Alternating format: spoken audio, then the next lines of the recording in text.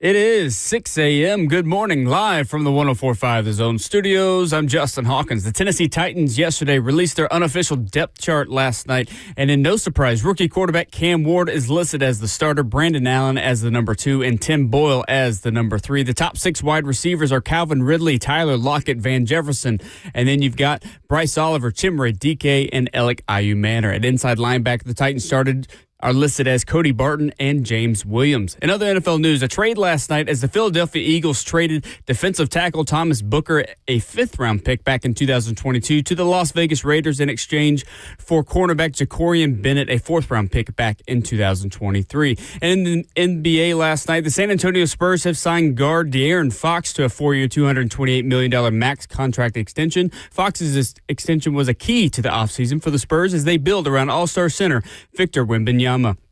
For all your foundation repair, waterproofing needs, you got to go to USSTN.com. Breaking news at once on your home for the Titans and Vols. This is 104.5 The Zone.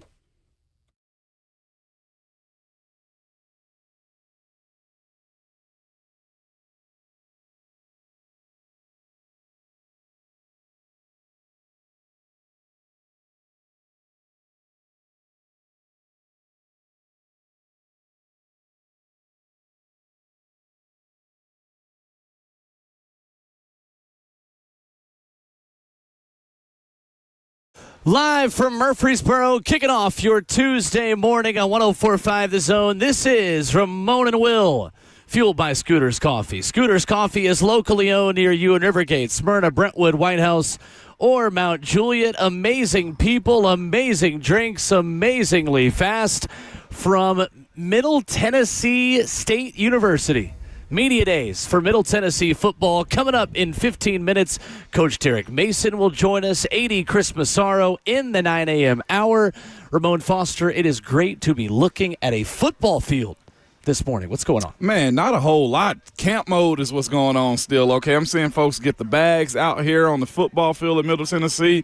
What a beautiful venue, man. They beautified this thing from the last time I've seen it. I came out here because you know why. Well, baseball. There was a baseball tournament here, and we got an opportunity to just look around for a little bit, and they've really finished, for the most part, a good bit of this, man. I'm excited to see what this product is going to look like out here on the field for Middle Tennessee. It is such a new facility behind us, Ramon, that the time is not even on the microwaves yet. No, this place, not. Though, is awesome. It is shining. It is brand spanking new, and we're excited to be down here to support a little bit of local college football this morning. We are, man. And you know it's new and modern, Will, when they got the lights highlighted underneath the sharp edges on the new buildings and stuff. Oh, I don't even know what you call this lighting that they have, but it looks good. If they were attempting, Will, to beautify this thing, to make it more attractive, yeah, you should definitely keep your eye on Middle Tennessee. There's some good stuff. I'm going to be honest with you. No doubt. I said to you, man, I was just like, looking at this football field, like, the field is brand spanking new from what I can tell. But on top of that, you look at the stadium, you got seats, you got press boxes, you got the suites over here too. And I was just thinking to myself, just on the pure side of football, all you need is a field. What you do on this field, man, is solely up to you, man. That is one of the most beautiful things about sports, man. That's so poetic from you this morning. Man, I don't know why I got there this morning. I'm not sure what the Blue Raiders are doing to me, but this is some cool stuff. And what's crazier, we were speaking about a little bit yesterday, was they could actually grow even more so with how this stadium is set up too by closing off one of these end zones if they get to that point. Now, that, of course, comes with growth and winning and everything else involved. So this is exciting. This is pretty cool. I'm glad to be here. Well, we're looking forward to talking with the architect of this program, the leader of Middle Tennessee football in 2025, heading into his second season. Coach Derek Mason going to join us here coming up in just about 10 minutes. VolQuest's Austin Price will stop by at 8:20 this morning, and Middle Tennessee Athletic Director Chris Massaro planning to join us here from the table at 9:15. So we will talk some Middle Tennessee football this morning. And again, we are advocates of local college football. There's a lot of Saturdays in the fall where if you are listening to the sounds of our voices, you could be out here watching college football in person. And heck, Ramon, I think for programs like this, I think for Middle Tennessee, I think for the city of Murfreesboro, it's kind of self-contained as its own community outside of just Nashville. That is the appeal of a program like this. This is a growing area. This is a growing city within the larger city that is Nashville, and an opportunity to capitalize on a lot of that growth here. It is, man. If you come out here also, you will see that growth. That's one thing I will say. I'm going to be honest. I'm going to take a shot at what Hendersonville is just a little bit. I know they're two different cities, but Murfreesboro has really grown in a way I feel like that embodies what Nashville is. Get the mayor of Hendersonville. Yeah, man. Like, the roads look good. Like, they got bike lanes. You come out here and there's different businesses, whether they're chains or local spots too. That's what Middle Tennessee has to offer you, man. I was coming from Hendersonville this morning, which was a little bit of an hour drive. I mean, which is fine. But I'm thinking to myself, if a kid from the north part of the city or even Nashville is driving to MTSU for school, like, you have the ability to have an escape to where you don't have to necessarily go back home if you are in that world of being recruited by Middle Tennessee football, baseball, or basketball. And the way they've updated this facility, man, is pretty cool. You see Kevin Byard's name? Yeah, everywhere. Everywhere. You can't turn a corner in this football facility without seeing Kevin Byard's name. Man, Nor should you either. Listen, getting your name on something is so huge, man. Up Shout there out on the to press KB. box, number 20 up there to our right, and here at Johnny Red Floyd Stadium, and in this beautiful facility behind us. So, good stuff. Leaving a legacy. It is. Mayor of Murfreesboro for a reason. And the weight room looks good. Yeah, it looks great. Weight room looks good, man. Yes, and we got our first stretcher out here. Will, let's go. There you go. I love it. Camp, never forget it. You So still in it. the Tajay Spears of Middle Tennessee. We got to get a number on that young man. Speaking of the Titans, they dropped their first unofficial depth chart yesterday. Yes, it is unofficial depth chart season in the National Football League. Surprise, surprise, Cameron Ward is listed as the Tennessee Titans starting quarterback. Brandon Allen listed as number 2. Tim Boyle behind him. Ramon Foster, as you look at the initial depth chart for the Titans, quickly here before we get to Coach Derek Mason on the other side, what was your number one takeaway? Gunnar Helm being 2. That was one of my biggest. Tight end 2. I wasn't sure how it was going to work out for Wiley. I know we'll talk about it a little bit more. But hearing that be a part of the equation, and the 2 tackles, second teamers, John Ojukwu and Jalen Duncan. Yes, Blake Hance listed as a backup guard, and John Ojukwu, the second-year man out of Boise State, and Jalen Duncan, the third-year man out of Maryland, the backup tackles. Yeah, I know we'll speak about it a little bit later, but it's fascinating watching the pathways of those 2 guys, Josh Wiley and Jalen Duncan, and I'll also add more context to it too a little bit later, but the differences between having an offensive lineman versus a tight end, those types of positions, is unique, I think, in the world of like the NFL. Well, as you always say, year 3 for offensive linemen needs to be a big jump in the NFL. This offseason, have you seen that from Jalen Duncan? I have, man, in his practices. I said it last year. I felt like I was very critical of him, and it was justified of Jalen Duncan last year. I was saying to myself, I wouldn't put him on the field with what I saw last year.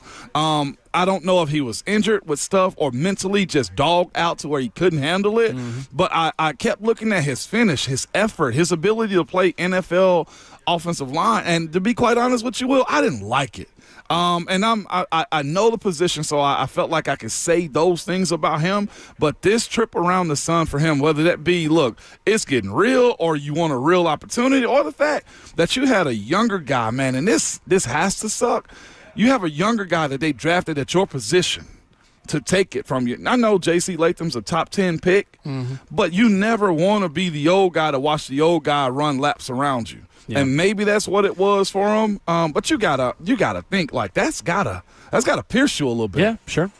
A lot of big storylines around the league we'll get to this morning. Lots of stories from Jeremy Fowler of ESPN.com, who was at Titans training camp this past week. Lots to get to this morning as we broadcast live from Middle Tennessee Football Media Day inside Johnny Red Floyd Stadium, a brand spanking new facility right behind us. Excited to be here and excited to talk football of two-tone blue and blue Raiders alike this morning.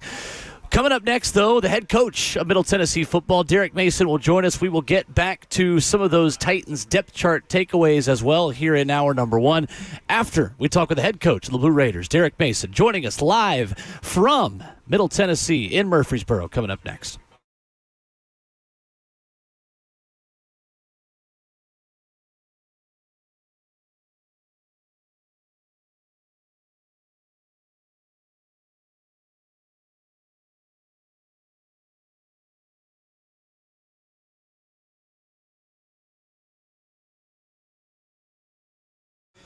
Hey, it's Will Bowling. When it comes to ensuring clean air in your home, Lee Company delivers.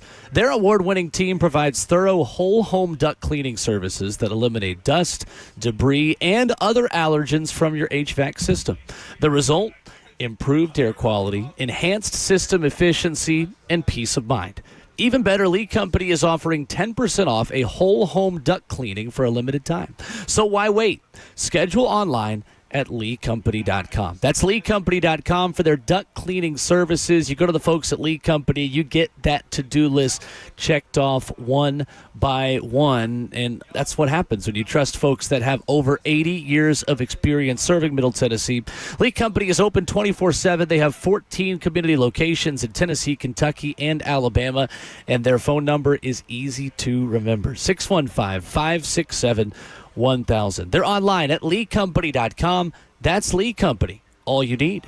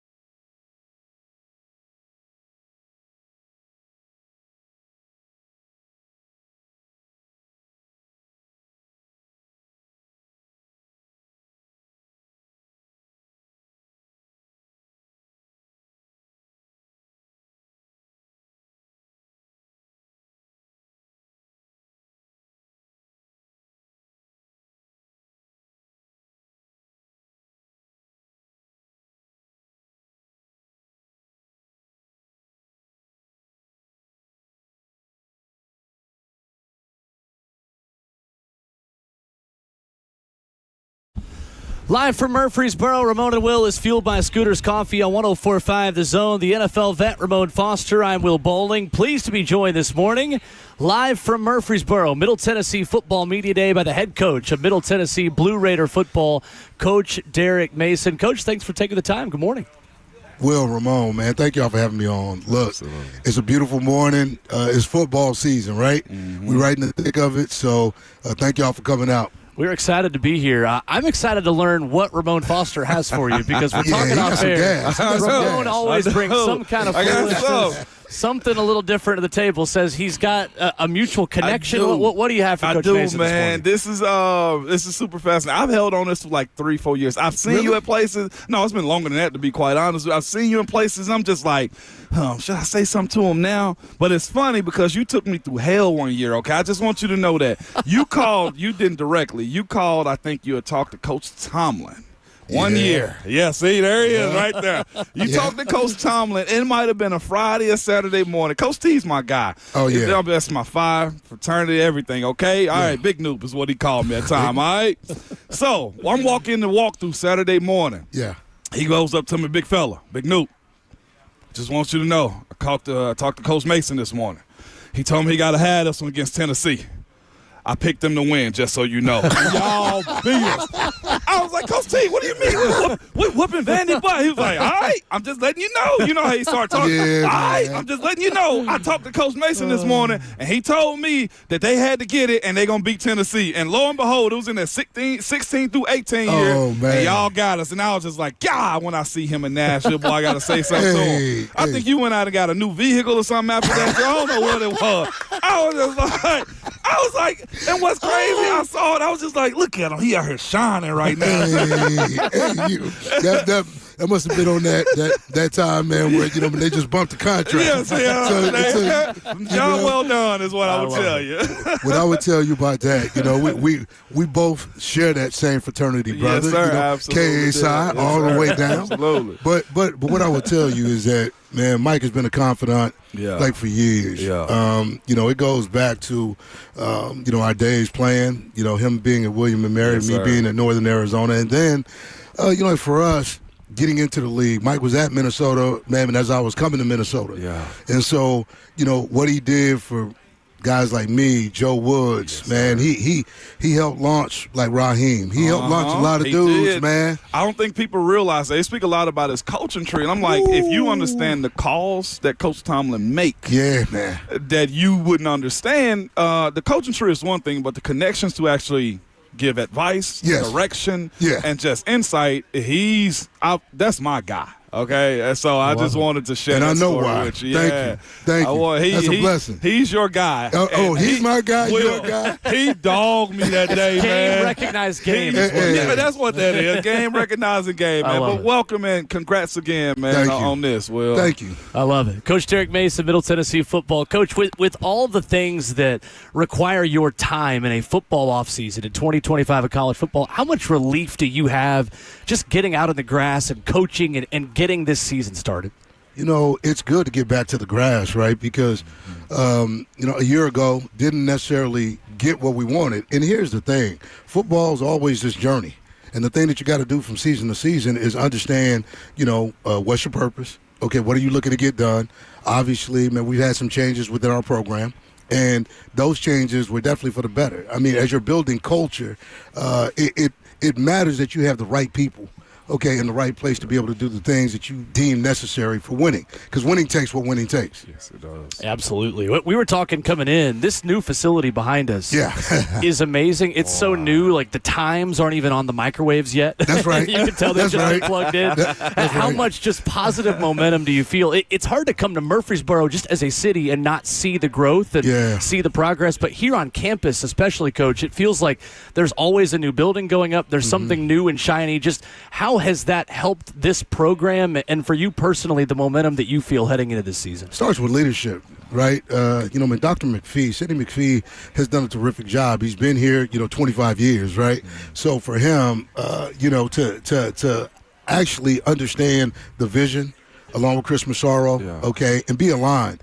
You know, I've been a lot of places. Alignment matters more so now than ever. But what he's done is said, okay, we're committed. The university is committed to this process of being able to put Middle Tennessee State University in a place where we can go do what we need to do, right? I'm like, this conference is wide open, and I think the one thing that you have to invest in is facilities. Everybody talks about players, right? But nowadays, when you talk about nutrition, recovery, okay, strength and conditioning programs, if you can't show an athlete how you can get them better, I mean, you have to show them. You can't just tell them. If you can't show them, then I think you're sort of treading water a little bit. And this place is giving us a home. Yeah. You know, when they tore the old building down, what people didn't realize was that we were dispersed. Yeah. You know, we didn't have a place, man. We're meeting here, there, and everywhere.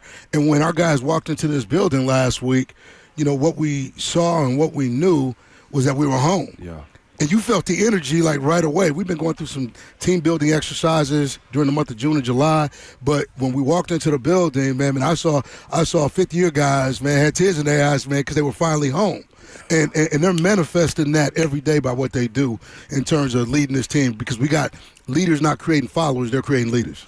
We're joined by Middle Tennessee State football head football coach Derek Mason. Coach Mason, man, you've been around in different locations, man, from the Big 12 to the SEC. You're here Group of 5 right now. Group of 5 matters, man. Yes. How have you been able to change your philosophy into getting these guys to understand, like, look, this is the show still. That's what I was telling Will we came out here. Like, all you need is the field. Oh, that's right. It's on you from there. Yeah, like 53 1/3 is 53 1/3, yes, right? Sir. I think what happens sometimes is that, you know, you hear all the madness that's going on around college football, but, you know, Boise State, and I just went to Boise a couple of weeks ago. Yeah. You know, when you start to look at the Group of 5, man, we're relevant. We finally have an opportunity, okay, to get into the dance. Before, man, you had to be in the rankings and do all this. Now, man, you just got to find yourself being in that top 15. Right. And so, like, with that being said, it is about development. And I think there's more parity in college football than there's ever been. Guys want to play now. Okay, man, we've got guys that have left Auburn. We've got guys that have left Michigan. We've got guys that have left places to come because they want to play. What they understand is this. Man, you can't make the club in the tub. You can't get to the destination, man, without making some stops and finding, okay, where do you fit? And I think the Group of 5 has always been about development. Okay, it's going to continue to be about development, and this is the platform for these guys to be able to showcase what they can do. We play Wisconsin this year. Yeah. Hey, man, you got to put it on tape. Every day's a job interview. So, man, if you stay in that mindset, man, you can stay in that vein. What you're able to do here at the Group of 5 level is show, like, get a chance to perform and hopefully get a chance to, you know, find yourself, you know, falling into this window that gives you a small margin for you to get to the college football playoff. That's phenomenal right there. And that's what I was just going to say, too. When it comes down to that side of it, understanding that, look, if I show improve, this isn't, respectfully, I say this to us older guys, the 90s, okay? The word tape doesn't get out. Yeah, that's Everybody's got the ability to stream and see you get high. You guys have made here historically ESPN top 10s and et cetera. Yeah. When it comes down to getting guys in and saying just ball. Yeah. How have you taken that approach? Because you've coached wide receivers and DBs, defensive coordinators too. What are you looking for in those guys that you want to bring in here? Production. Production. You know, but I think it comes down to 2 things. Nowadays, man, you got to recruit character, then talent. Right. Because here's the deal: you can have talent, man, but when talent, gets disgruntled. Okay, like with no character, well, then it starts to become a problem. Yeah. Right? So you gotta get guys to buy into who you are, what you do, what the process is. And I've got a staff of coaches with Brian Stewart, I look at Vernon Hargraves. I look at, like what's going on, like with Bodie Reeder. I see what's happening with, like, Cornelius Williams, man, who was with me at Auburn. Kendall Simmons. Yeah. Has been in the NFL, won Super Bowls. We got guys that can develop guys. So the reality is, how do you create this connection, right? You got to find guys that buy into your vision, that want to be connected to what you're doing, that really want to acquire those skill sets. Because if you want to acquire them, Middle Tennessee State University is a place you can come to and go from where you are to where you want to be. One of my brothers coached high school football in Kentucky, and he called me one day. I'm a Nike guy. I love Nike, okay? I know you guys are Nike sponsor too. Oh, yeah. He hated this Nike shirt that they made. It was probably about 8 years ago. Lazy but talented. That was probably one of the most flagrant, like, slogans they could have ever made, and that's what you're anti. That's what I'm anti. Here's the thing. everybody got to do their 111th, man. We got 111 guys. Yeah. You know, I told our staff, I'm watching women's basketball, and what's changed in women's basketball, collegiate basketball, over the last, 10 years, and people have been doing it for a while. But, women practice against men. Yeah. That's changed the post play. It's changed the perimeter game a little bit. It's changed the physicality of what we see in the game. I said, fellas, we don't get a chance to come hire pro guys. Like, we don't get a chance to hire different guys. You are the guy. Right. So when you come here, man, you can't say, okay, well, I'm waiting my turn. You got to go get it now, and you got to make that dude better. So, like, in the room, there's got to be a mentality of, I'm that guy. Yeah. Okay, everybody's got the 80%. Bring your 20% because we all one-on-one. Bring your 20% to the table, man, and let's get this action. And if we can do that, then what you start to see, man, is guys starting to show exactly what they're capable of and growing into their talent, right? Man, but the character's got to show up every day because if it doesn't, well, then you're just a guy. Yep. You're not the guy. You're just a guy. I love it. I'm ready to put on some shoulder pads, Coach. For real, man. This is awesome. I see how you recruit now, Coach. So, Coach, speaking of that, too, and just talking about this Middle Tennessee area, you've got some powerhouse high school football programs that are not only here in Middle Tennessee, but right down the road in Murfreesboro. How have you seen the high school football scene in this area grow since you first got to Nashville, and how much of a point of emphasis is that for you here at Middle to say, hey, there are a lot of talented players that we can build a fence around the Middle Tennessee area and keep here local? I think 15 of our 20 high school acquisitions were from the area. Wow. Right?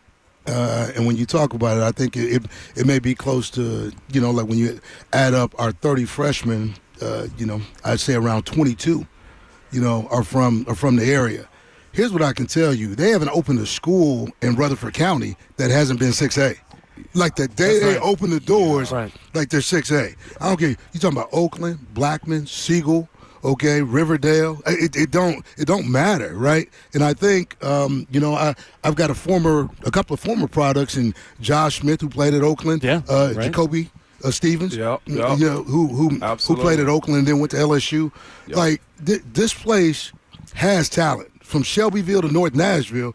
I don't care. I mean, I've got guys from Pearl Cone. I got guys from Brentwood. I got guys from Brentwood Academy. I got guys from Ravenwood. It doesn't matter. I got guys up and down the corridor. In this area, they want to see local talent. I'm not saying that you're not going to go and get other people, but here's what I found, and I learned this from Coach Boots Donnelly. He said, Mace, what you got to do is stay within a 350-mile radius because – parents want to come see, like, their kids play. Nowadays, it costs. It costs to get on a plane and try to get everybody to go watch you play. And in this day and age of bounce backs, right, the reality is if they don't like where they're at, they can always come home. Sure. So I think, doing what we've done facility-wise now, man, there's no reason, hey, man, if that wasn't for you, come here. Coming out of high school, you want to be developed, come here. And we feel like we're in a place now where we're going to go compete. Sure. We understand the liberties and everybody else in this conference, but the reality is MTSU is going to be in that fight. So we just got to do the daily work. Our mantra here is win the day. If we can win days and stack days, man, we're going to be okay. I was looking at some of the numbers in the conference yesterday, Coach. Your team returns 137 starts from last year, second most in the conference, 60% of your production from a year ago. In a world where continuity is becoming more and more rare in college football, what about your program, what about the way your staff goes about its business meant that so many guys wanted to stay and wanted to come back here at MTSU? Well, you talk about a couple of things, right? You talk about retention. People say we went and got 62 new players, but what people don't understand is that we put a lot of guys in the portal. Right. Okay, a couple left. Okay, man, and that was good for them. They produced and they had an opportunities. But there were, like, the greater part of that roster, man, we needed to move on from because we needed more production, right? Sure. But the part that was kept, we're going to win with these 49 guys we kept. Like, this is what happens. Okay, we played some young guys a year ago. Let's talk about them. Shakai Woods. Sure. Okay, Anthony Bynum. Yeah. Those dudes were redshirt freshmen, okay, man, and they got accolades. right? And young guys become old guys. That's what people don't understand. You have to have starts in this deal to actually grow up. You got to play the game. So I'm about playing young guys because young guys become old guys. But in this, man, you got the guys like Parker Hughes and Nick Vadiato, right? Man, we've got some older guys and like Gamarian, man. We got Gamarian Carter, man. We got Shaquille Middlebrook, man, who's played. Man, up front was where we really had to go get talent. You know, football's line scrimmage game. Yeah. If you ain't got no dudes up front, man, you ain't got a chance. That's right. Nick Vadiato was running for his life last year and still threw for, over 3,000 yards. So I think this thing was about building it around the guys, the 49 guys that were here. And that's what we've done. We've got some young guys that have become old guys. We got old guys that are old guys.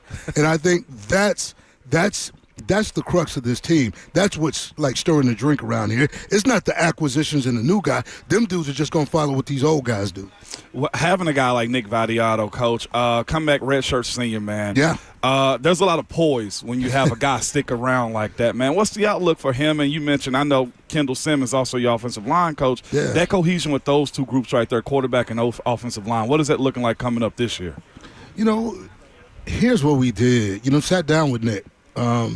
A head coach and a quarterback got to have a relationship. Yeah, they do. Right? Me and Nick got the same birthday. We got same energy. Oh, wow. Like, to be honest, man, we actually are two of a kind. Yeah. We talk about everything, man. Going to media days, man. We had some good conversations. I'm just asking him, man, because he's got great leadership skill. He had just come back from the Manning, academy, and I said, "Where are we?" And he said, "Coach, this thing is real." He goes, "The acquisitions were the right ones. These dudes are together all the time." Yeah. How many good offensive line groups have you never seen, hanging out together? They gotta hang. They gotta hang together. You should have to tell them at the end of the season, y'all need a break from each other. Facts, right? Yeah. And he said not only are they hanging together, but he goes, man, they got a different type of energy.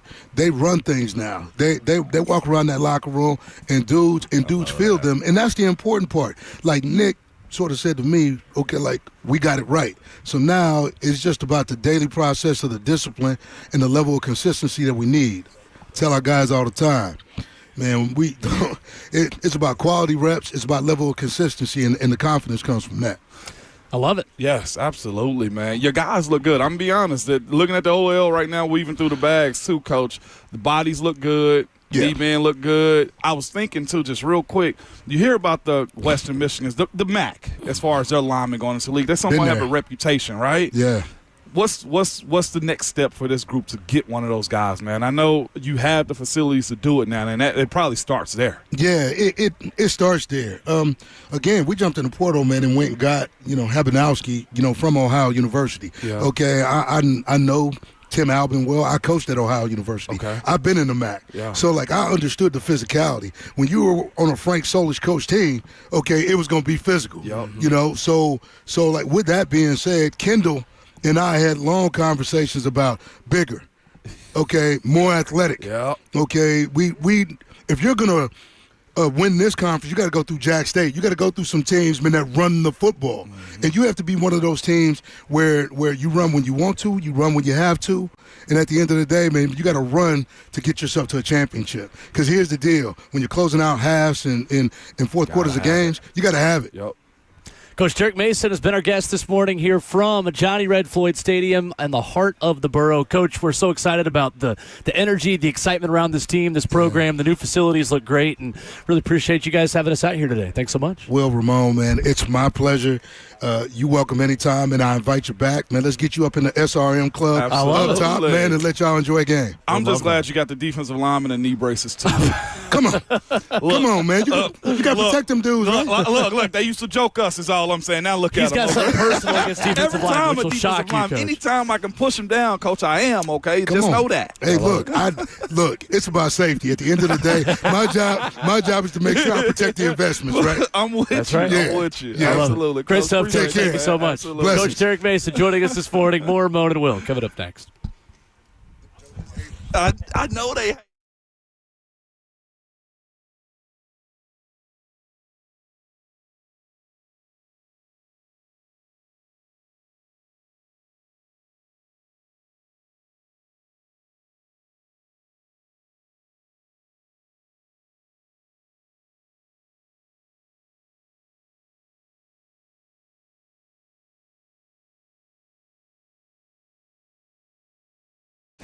Hey, it's Ramon Foster here, man. I was done with mosquitoes ruining my backyard fun, and I found a solution, man. Let me tell you about Mosquito Max from All American Pest Control. All American's Mosquito Max is your one-stop proven solution for both mosquitoes and year-round pest prevention. Save money and say goodbye to the itchy bites. All American's Mosquito Max include monthly mosquito misting, spider web removal, and perimeter pest control around your home. So make the change and fully enjoy your backyard. Don't let mosquitoes ruin your summer. Go to yuckbugs.com. That's yuckbugs.com and make the switch to All American Pest Control today.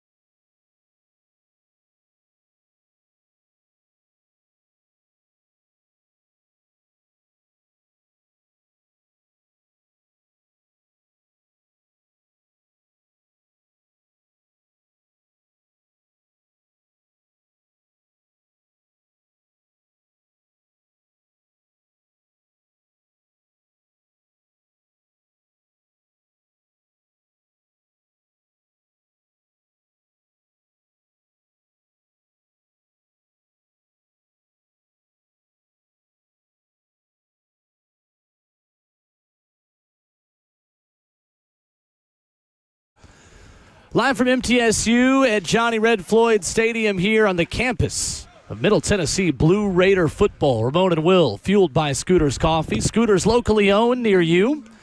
Go see them today. Rivergate, Smyrna, Brentwood, White House, or Mount Juliet, our great partners here on the program. Amazing people, amazing drinks, amazingly fast. Great stuff with Coach Derek Mason a few minutes ago. If you missed that conversation, you can get it wherever you download podcasts at the end of the show. His excitement, his energy for this football program, Ramon, it is infectious. My wife texted me and said, that coach got a lot of energy right there. Yes, he does, man. You need it to be coaching in any program in this sport in 2025. He made up a very valid point, too. To play the group of five, man, you're here developing. Like, you don't have the ability more times than not, Will, to have the 4 or 5 stars come up, ready-made type of guys. It is about development, man. That was one of the coolest things I heard him say as it pertains to, like, him being the head coach here at Middle Tennessee. Really cool. Titans have an unofficial depth chart out. We started the show with a couple of takeaways on that. Honestly, Ramon, for me, there's really no surprises on this. It feels like Coach Callahan and this staff doesn't have as many difficult decisions to make on the top of the depth chart yet, because it is the first unofficial depth chart, and oftentimes it's coaches handing a notepad to the PR staff saying, "Here, fill this out for us." And that is what this is. It is PR staff and people that are within the facility but not coaching players that are putting together this depth chart. You mentioned earlier Gunnar Helm at tight end 2 was your biggest takeaway early. Why is that surprising to you, or what is surprising about that to you? One more thing, too, about the depth chart. This is also where guys, they start to be walking dead, too, when they see that depth chart, because they'll feel like they're on the outside looking in, and more or less it's just, to your point, an unofficial way for us to get a game plan together, man. And that somewhat ruins guys, Will, by seeing that doggone depth chart. It's like, oh, I'm fourth. Like, no.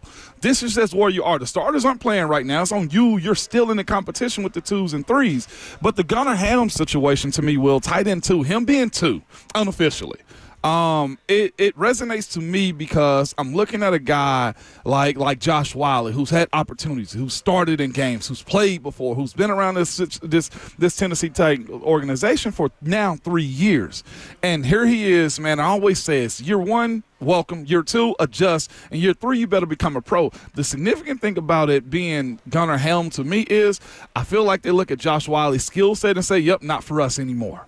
It's on him to claim his stake still, to change their mindsets moving forward. But I feel like it's a very fragile part for skilled players coming to the NFL, because if you can't show us, like Traylon Burks, you have the ability to stay healthy or make plays for us, Will, there are so many wide receiver, tight ends, running backs that come out. And that's why I say it's super different from what Jalen Duncan has going on, or even John Ojukwu, because it's so hard to find your 7 to 9 offensive linemen in the NFL to where you got guys that really flip that switch like I feel like Jalen Duncan has this year. You have more grace for him.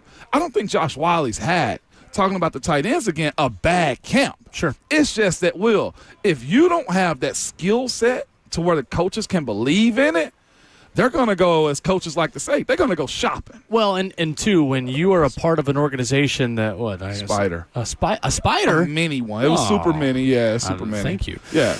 When you are, sorry, I'll start trying to I reached for your ear right there. That's on me. I should have told you. I ain't want to start you, though. When you have a camp like this where you are a part of an organization with a front office now that didn't draft you, it takes more than just, quote, not having a bad camp to earn your keep.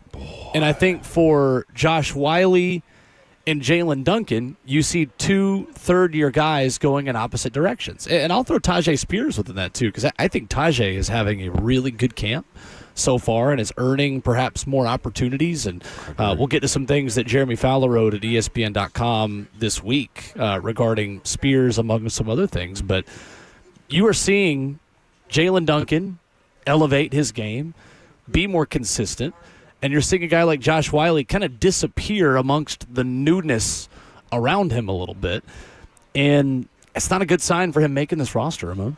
Yeah, for Jalen? For Wiley. Yeah, no, I think Jalen Duncan no. at this point should feel pretty good about making this roster. Absolutely not, man. And then here's, like I said, it's such mental gymnastics when it comes down to balancing how you now will create a lane for your career. How do you fight through the depth chart mentality of it? He's probably going to end up, calling his agent, talking to his agent like, hey, just make sure that my options are available, because that's the unique thing about the NFL is it ends. It can end for you, but you can also still set your pathway by still performing well. And that's why I say for those guys that are in these sticky situations where they're third, fourth, or fifth on the depth chart, they really got to have a sit down with themselves and be real about what they have and have not done, because it's that side of it too. I know you mentioned this staff is a staff that drafted Gunnar Helm. They didn't draft Chig.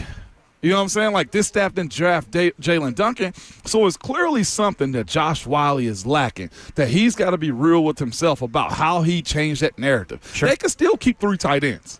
He doesn't necessarily have to be off this team, but it falls on him. When you got Thomas Odukoye behind you, David Martin Robinson, like, it's still a competition. That's his group right there that he's got to fight. And DMR is making plays. Yes.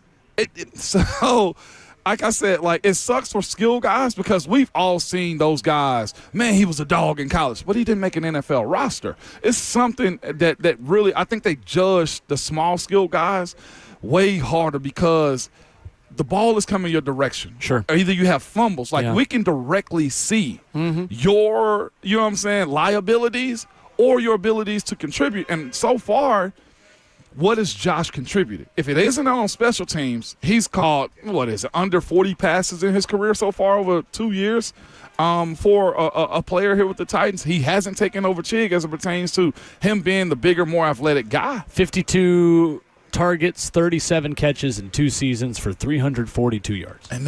So for a guy like him, then, Ramon, and for someone like Xavier Restrepo. Yeah. Who finds himself on the third line of the depth chart early. And Restrepo, maybe that's a bit of a different circumstance because rookies are not given the benefit of the doubt the way veterans are on the initial unofficial depth charts. Right. How much is that being passed around in the locker room, and how much will that motivate someone like Josh Wiley to say, okay, I think I knew where I stood initially. Now I'm seeing it on paper, and now the world knows where I stand in the hierarchy of this room and this team. Will that motivate Josh Wiley at all? This is where we find out what he's made of. He's had injuries, and injuries mean this, Will. They can't cut you. You're still on the team. He's in a position right now to where his performance will get him kicked off of this team. Now, there's 31 other teams he can go get employed by, and he'll be fine potentially too. But nobody wants to have that call or have the Turk say, hey, come turn in your playbook. This will be the first real moment for him as an NFL player. And the reason I say we'll find out what he's made of is – like my personal spot in it's like I thought I should have been the 1 and I was with the 2s running with the 3s and stuff like that before too.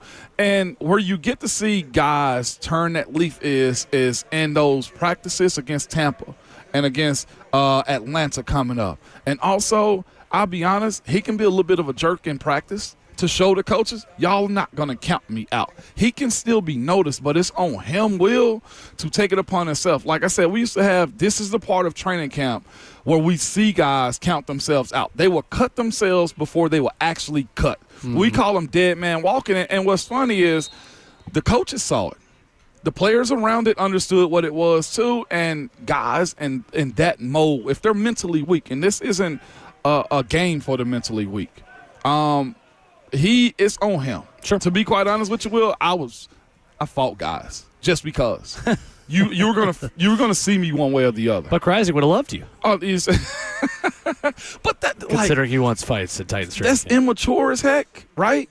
No, but I mean I think it's the game, right? It's the game. It's showing a little bit of fight, sometimes by literally showing some fights. As long as I don't break my hand. Through the echo of the whistle. You see what I'm saying? Just don't punch anybody with a helmet on. That's a sign of low IQ. Now, that's dumb, right? Yeah, that's something different. Face palm to the face mask is different. Some other takeaways from the initial depth chart for me, James Williams Sr. listed as the starting inside linebacker alongside Cody Barton. We knew that, and it is another thing to see it. There's no or. College football coaches, they might as well be rowers with as many oars as they love to have. I'm here all day. And James Williams Sr. has really taken a competition, Ramon, that was a competition. And at this point of camp, I mean, we got 3 preseason games and a lot of practices to go, but that's not much of a competition right now. Yeah, no, it's not. If I'm Cedric Gray, man, if I'm in his position, Will, I'm saying to myself, I better hit this playbook and be as smart as I possibly absolutely. can. If I got to go in and play James' spot or Cody's, I need to know exactly what I need to be doing, man. And I feel like that's what his next step is, being a savant of the playbook, defensive playbook, and knowing where everybody else lines up. It's not end of the world for a guy like Cedric Gray. I think he's going to be a teamer like crazy. And he needs to excel in that side of his game, too.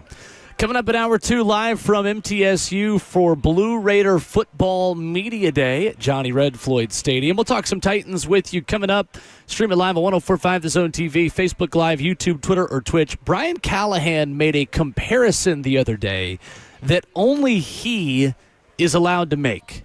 We'll talk about that next.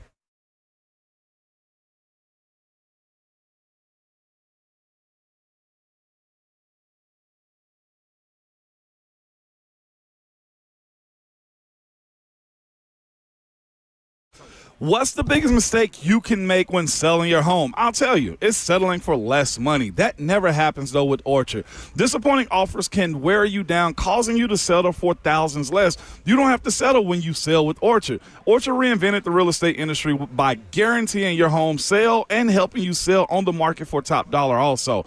Orchard gives you cash up front so you can buy and move into your home. That's the first thing that they do. On your timeline, also no waiting, no showings, no double moves. Then once you're all settled in with Orchard, an agent helps you sell your home on the market for top dollar too. One customer who dealt with Orchard said this: I could have never done it without Orchard. I made more money than I expected, and it couldn't have been any easier. With Orchard, you never have to settle for less. Buy before you sell and get top dollar for your home with Orchard. If you're curious on how much your home is worth, visit Orchard.com to get your free home valuation. Again, that's Orchard.com. And make sure you tell them that Ramon sent you.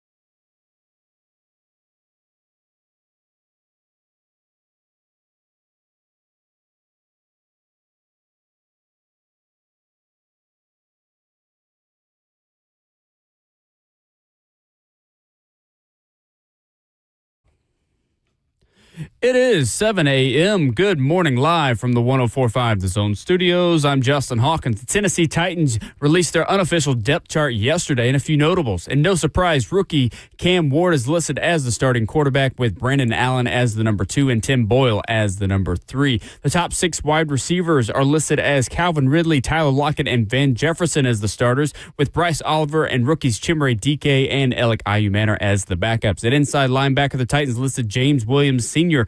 as a starter alongside Cody Barton. And at tight end, rookie Gunnar Helm is listed as tight end number 2 alongside David Martin Robinson, with Chigakonkwo listed as the starter. Josh Wiley is the number 4. In other NFL news, a trade last night as the Philadelphia Eagles traded defensive tackle Thomas Booker, a 5th-round pick back in 2022, to the Las Vegas Raiders in exchange for cornerback Jacorian Bennett, a former 4th-round pick in 2023. And in the NBA last night, the San Antonio Spurs have signed guard De'Aaron Fox to a 4-year, $228 million max contract extension. Fox's extension was a key part to the Spurs offseason as they continue to build around all-star center Victor Wembanyama. For all your foundation repair and waterproofing needs, you got to go to USSTN.com. Breaking news at once on your home for the Titans and Vols. This is 104.5 The Zone.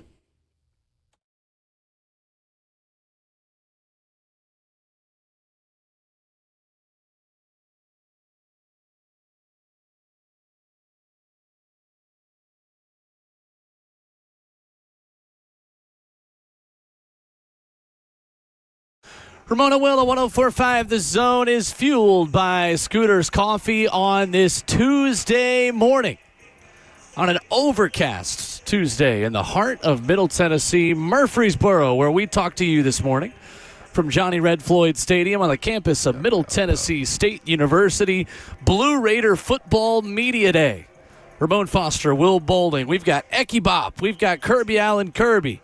We've got our producer, Justin Hawkins, back in our Midtown 104.5 The Zone studios. We stream it for you live on 104.5 The Zone TV, Facebook Live, YouTube, Twitter, or Twitch. Football practice happening in front of us. Ramon, it's not the two-tone blue, but it's the Blue Raiders. You know what? We're just happy to be watching football. We are, man, as I pull out my binoculars and think I see who I think I'm seeing, and that's number 54, Connor Daugherty. I see you, Mayor. Daugherty? Who's Daugherty? Ain't that how you say Doherty. it? Doherty. My bad, Brent. Put some my bad. respect on the mayor's name. Brent. I know a Daugherty. I know a Doherty. Mayor, Ramon. All of them are spelled the same. I see Connor is what I'm telling you, snapping right now, man.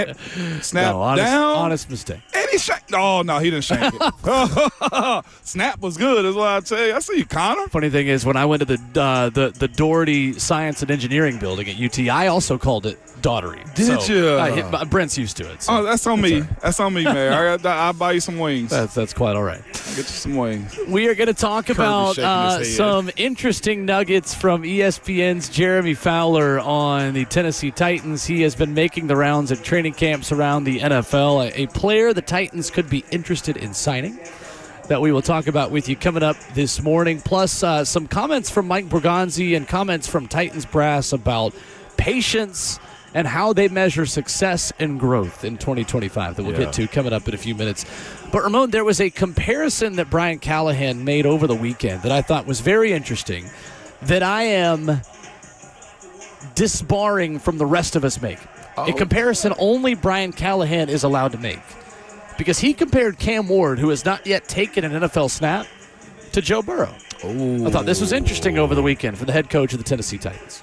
I think you pay attention to it. You know, I haven't sought any outside counsel with people that have been with those guys, but I've watched it, and I've watched the tape too, and just to watch other rookie quarterbacks in the last couple of years play, see what they did well, where they struggled, see if we can't anticipate maybe a problem or two that we could run into just based on what those games look like.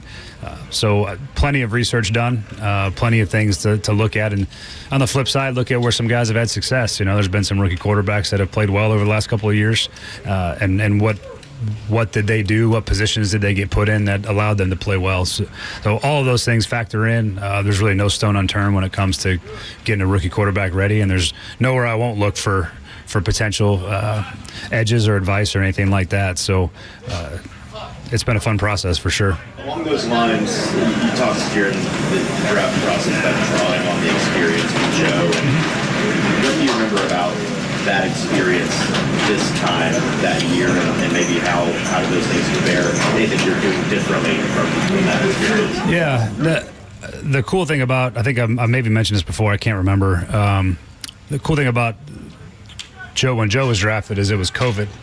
And so all of our meetings were virtual, and so they were all recorded. And so I have every meeting from his first offseason and first training camp sort of at my disposal to review, which was actually pretty helpful because I grew at Joe for 4 years, and he became the player that he is now, which is, arguably one of the top 3 quarterbacks in football. But he wasn't that as a rookie, and it was good to reflect back and watch and listen and see the things that he struggled with as a young player, things that didn't make sense to him, things that took a little bit more time to understand, what part of the offense was challenging for him. All that stuff has factored into how I've gone about the process with Cam. And my favorite part about it is I see some similarities in their ability to process information, and so it's been fun to sort of compare and contrast where those guys have felt really comfortable and then where maybe they have some things that aren't quite as easy for them as you would want it to be to start. It's been a cool process for me in general, just to be able to reflect back on that and then see where Cam's at now. I think it's going to be fun to compare as we keep going.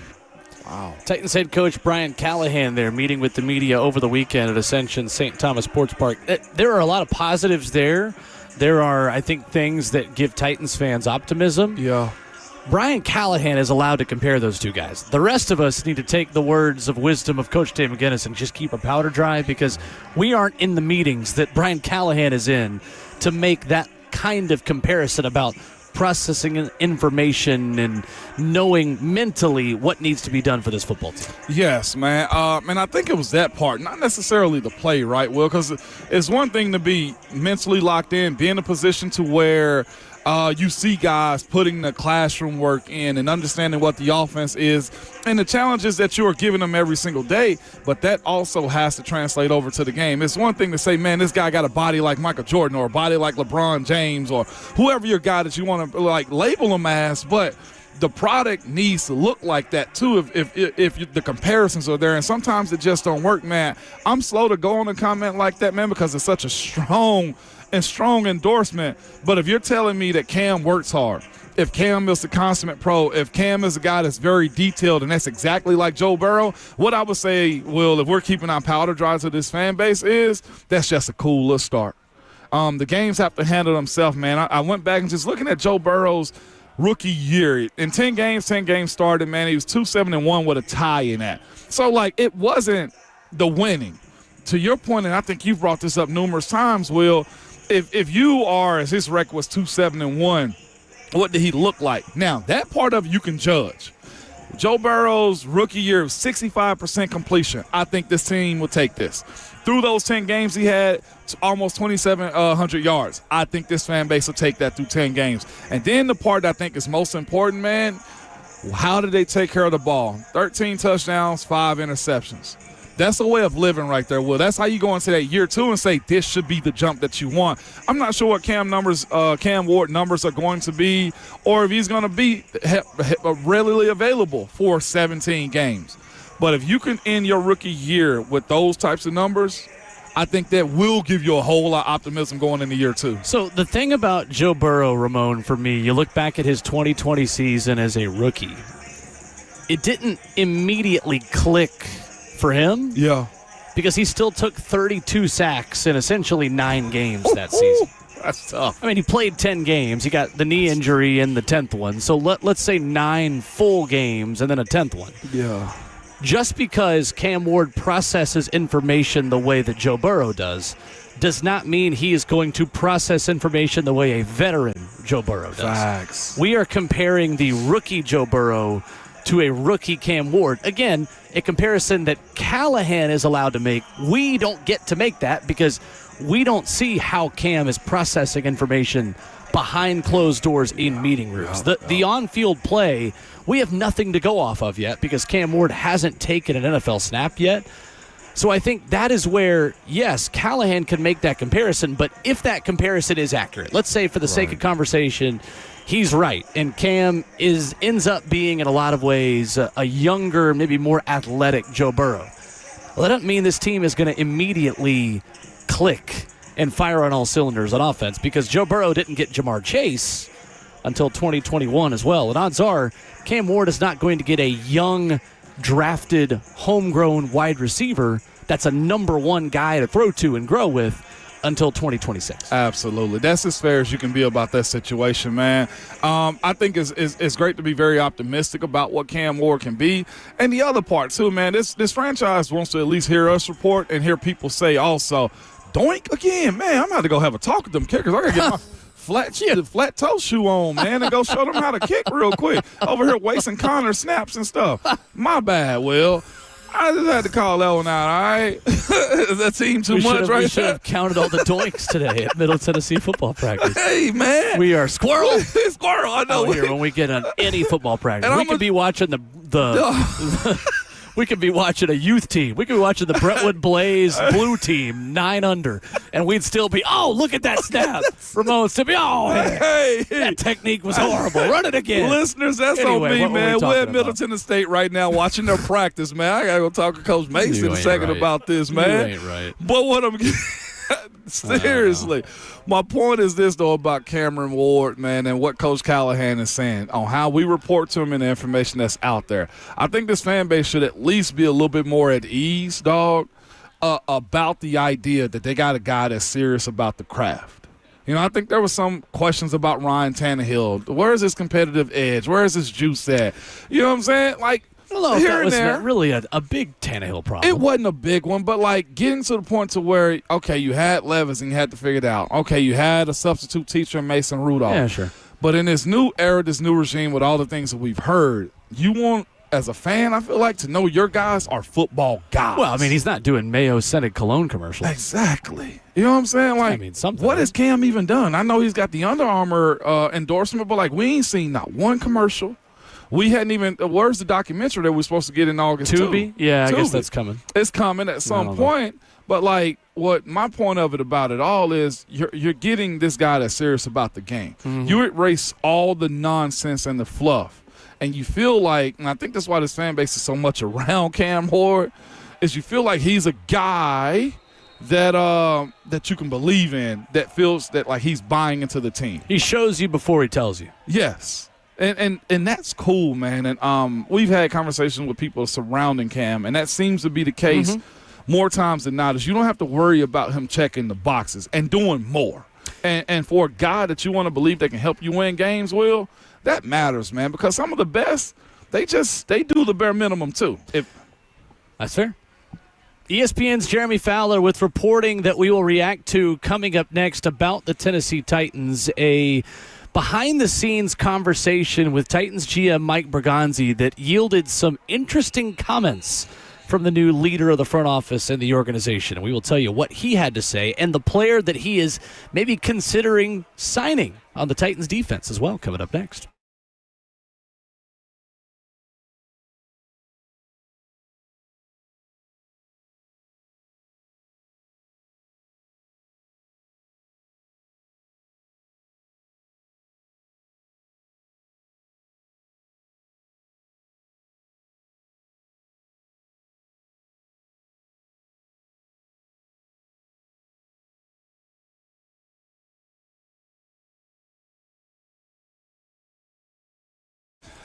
Guys, you already know Synergex and Low T Center have been changing the lives of men across the country for over a decade. Testosterone replacement therapy has helped men get their energy back, regain confidence, save their marriages, and helped overcome symptoms associated with depression. I know what you're thinking. Yeah, I'm telling you, your testosterone affects how you feel, how you approach the day, man. It's truly life-changing.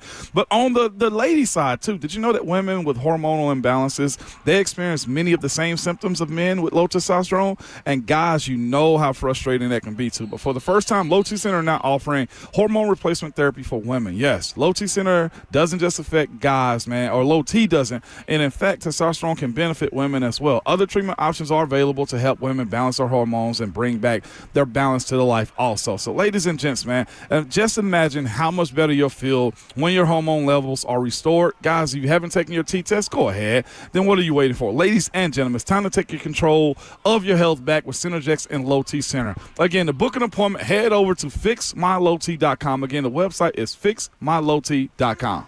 Maxed out on credit cards, struggling with high-interest debt? You could pay it all off in days with Loan Pronto's Rapid Equity Loan. Hey, it's Will Bowling. Get cash out now without touching your low-rate first mortgage. No appraisals, no waiting, no BS. The Rapid Equity Loan program at Loan Pronto is amazing. One Loan Pronto client just got $300,000 approved in under 24 hours. They paid off debt, renovated their kitchen, and cut their monthly expenses by $1,800. That's a huge turnaround. Low Pronto, instant approvals, low rates, no hard credit pull up front. Listen, your home equity is yours, so use it. Get cash to consolidate your debt down to one easy low monthly payment.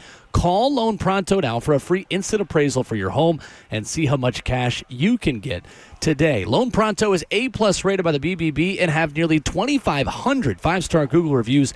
Their service is off the charts. Call now to start the conversation at 615-499-5780. That's loanpronto.com, 615-499-5780. Get debt relief now at loanpronto.com. Equal housing lender, NMLS 1661781. On approved credit, NMLS consumeraccess.org. It's Ramon Foster here, and I'm here to tell you guys about my friends at Jewel Roofing and Exteriors, a trusted, family-owned Middle Tennessee company that's been serving from Clarksville to Murfreesboro for over 25 years. Yes, they stand out by building relationships and earning trust through referrals, never through high-end pressure tactics or door knocking or storm chasing. No, absolutely not. I've met the owner, man. One of the best guys you can meet, man. He's local. He's in our community, man. We had a sit-down up in Hendersonville this past week, man, and I'm here to tell you, he just want to be his customer and trust the process of knowing that you're not going to get jerked out of the business that you do with them, man. For a roofer you can count on, call 615-868-9999. Yes, that is the number, 615-868-9999, or visit jewelroofing.com. That's Jewel Roofing with 2 L's.com.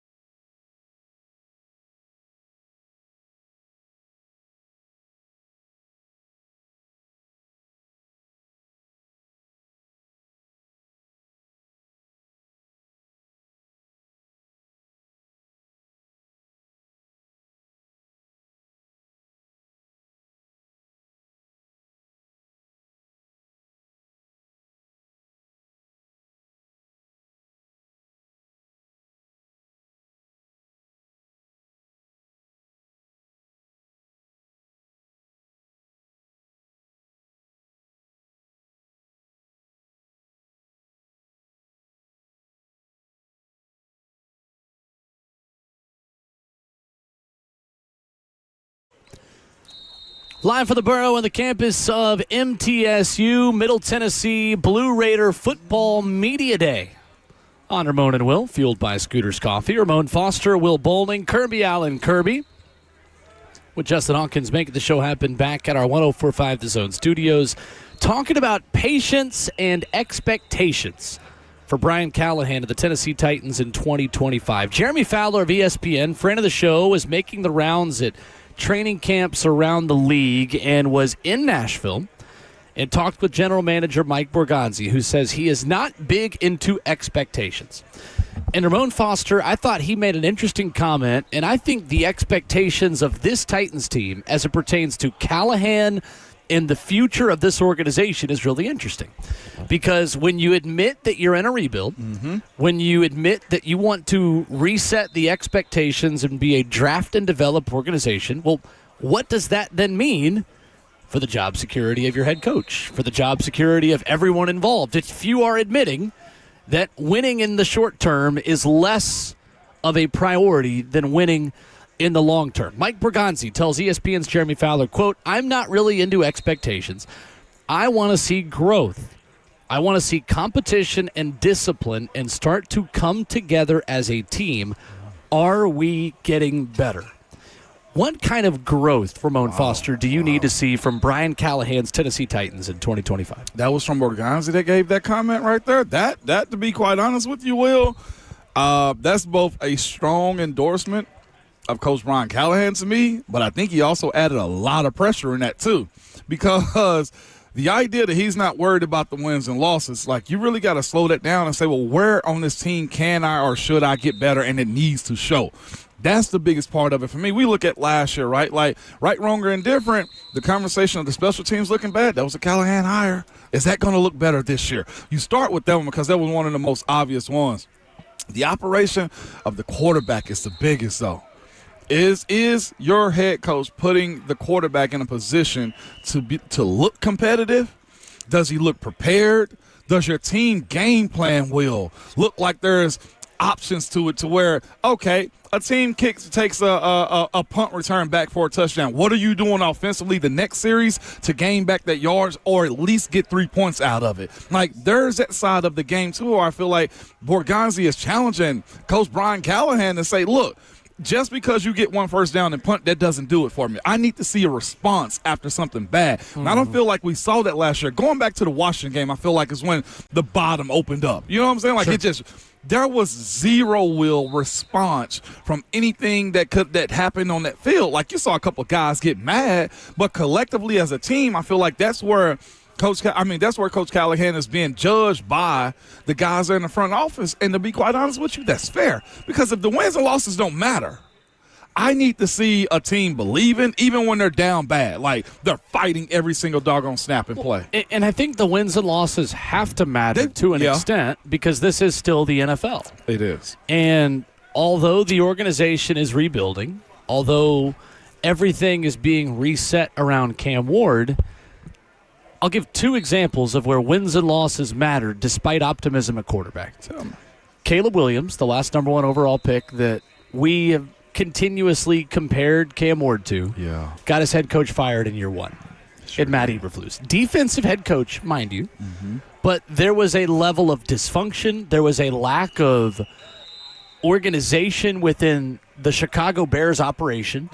There was a fiasco at the end of a Detroit Lions Thanksgiving game that saw them manage the clock so poorly that it got him canned the next day by an organization that is famous for not canning coaches midseason in the Chicago Bears. I'll give you the second example. Drake May and the New England Patriots. Gerard Mayo had optimism about his quarterback. The operation of what Drake May was last year for the Patriots was good enough to believe that the Patriots are in a position to take a step forward this year, but they'll do so under Mike Vrabel and not Gerard Mayo. Now, these aren't exact one-to-one comparisons to make, because that's two defensive coaches.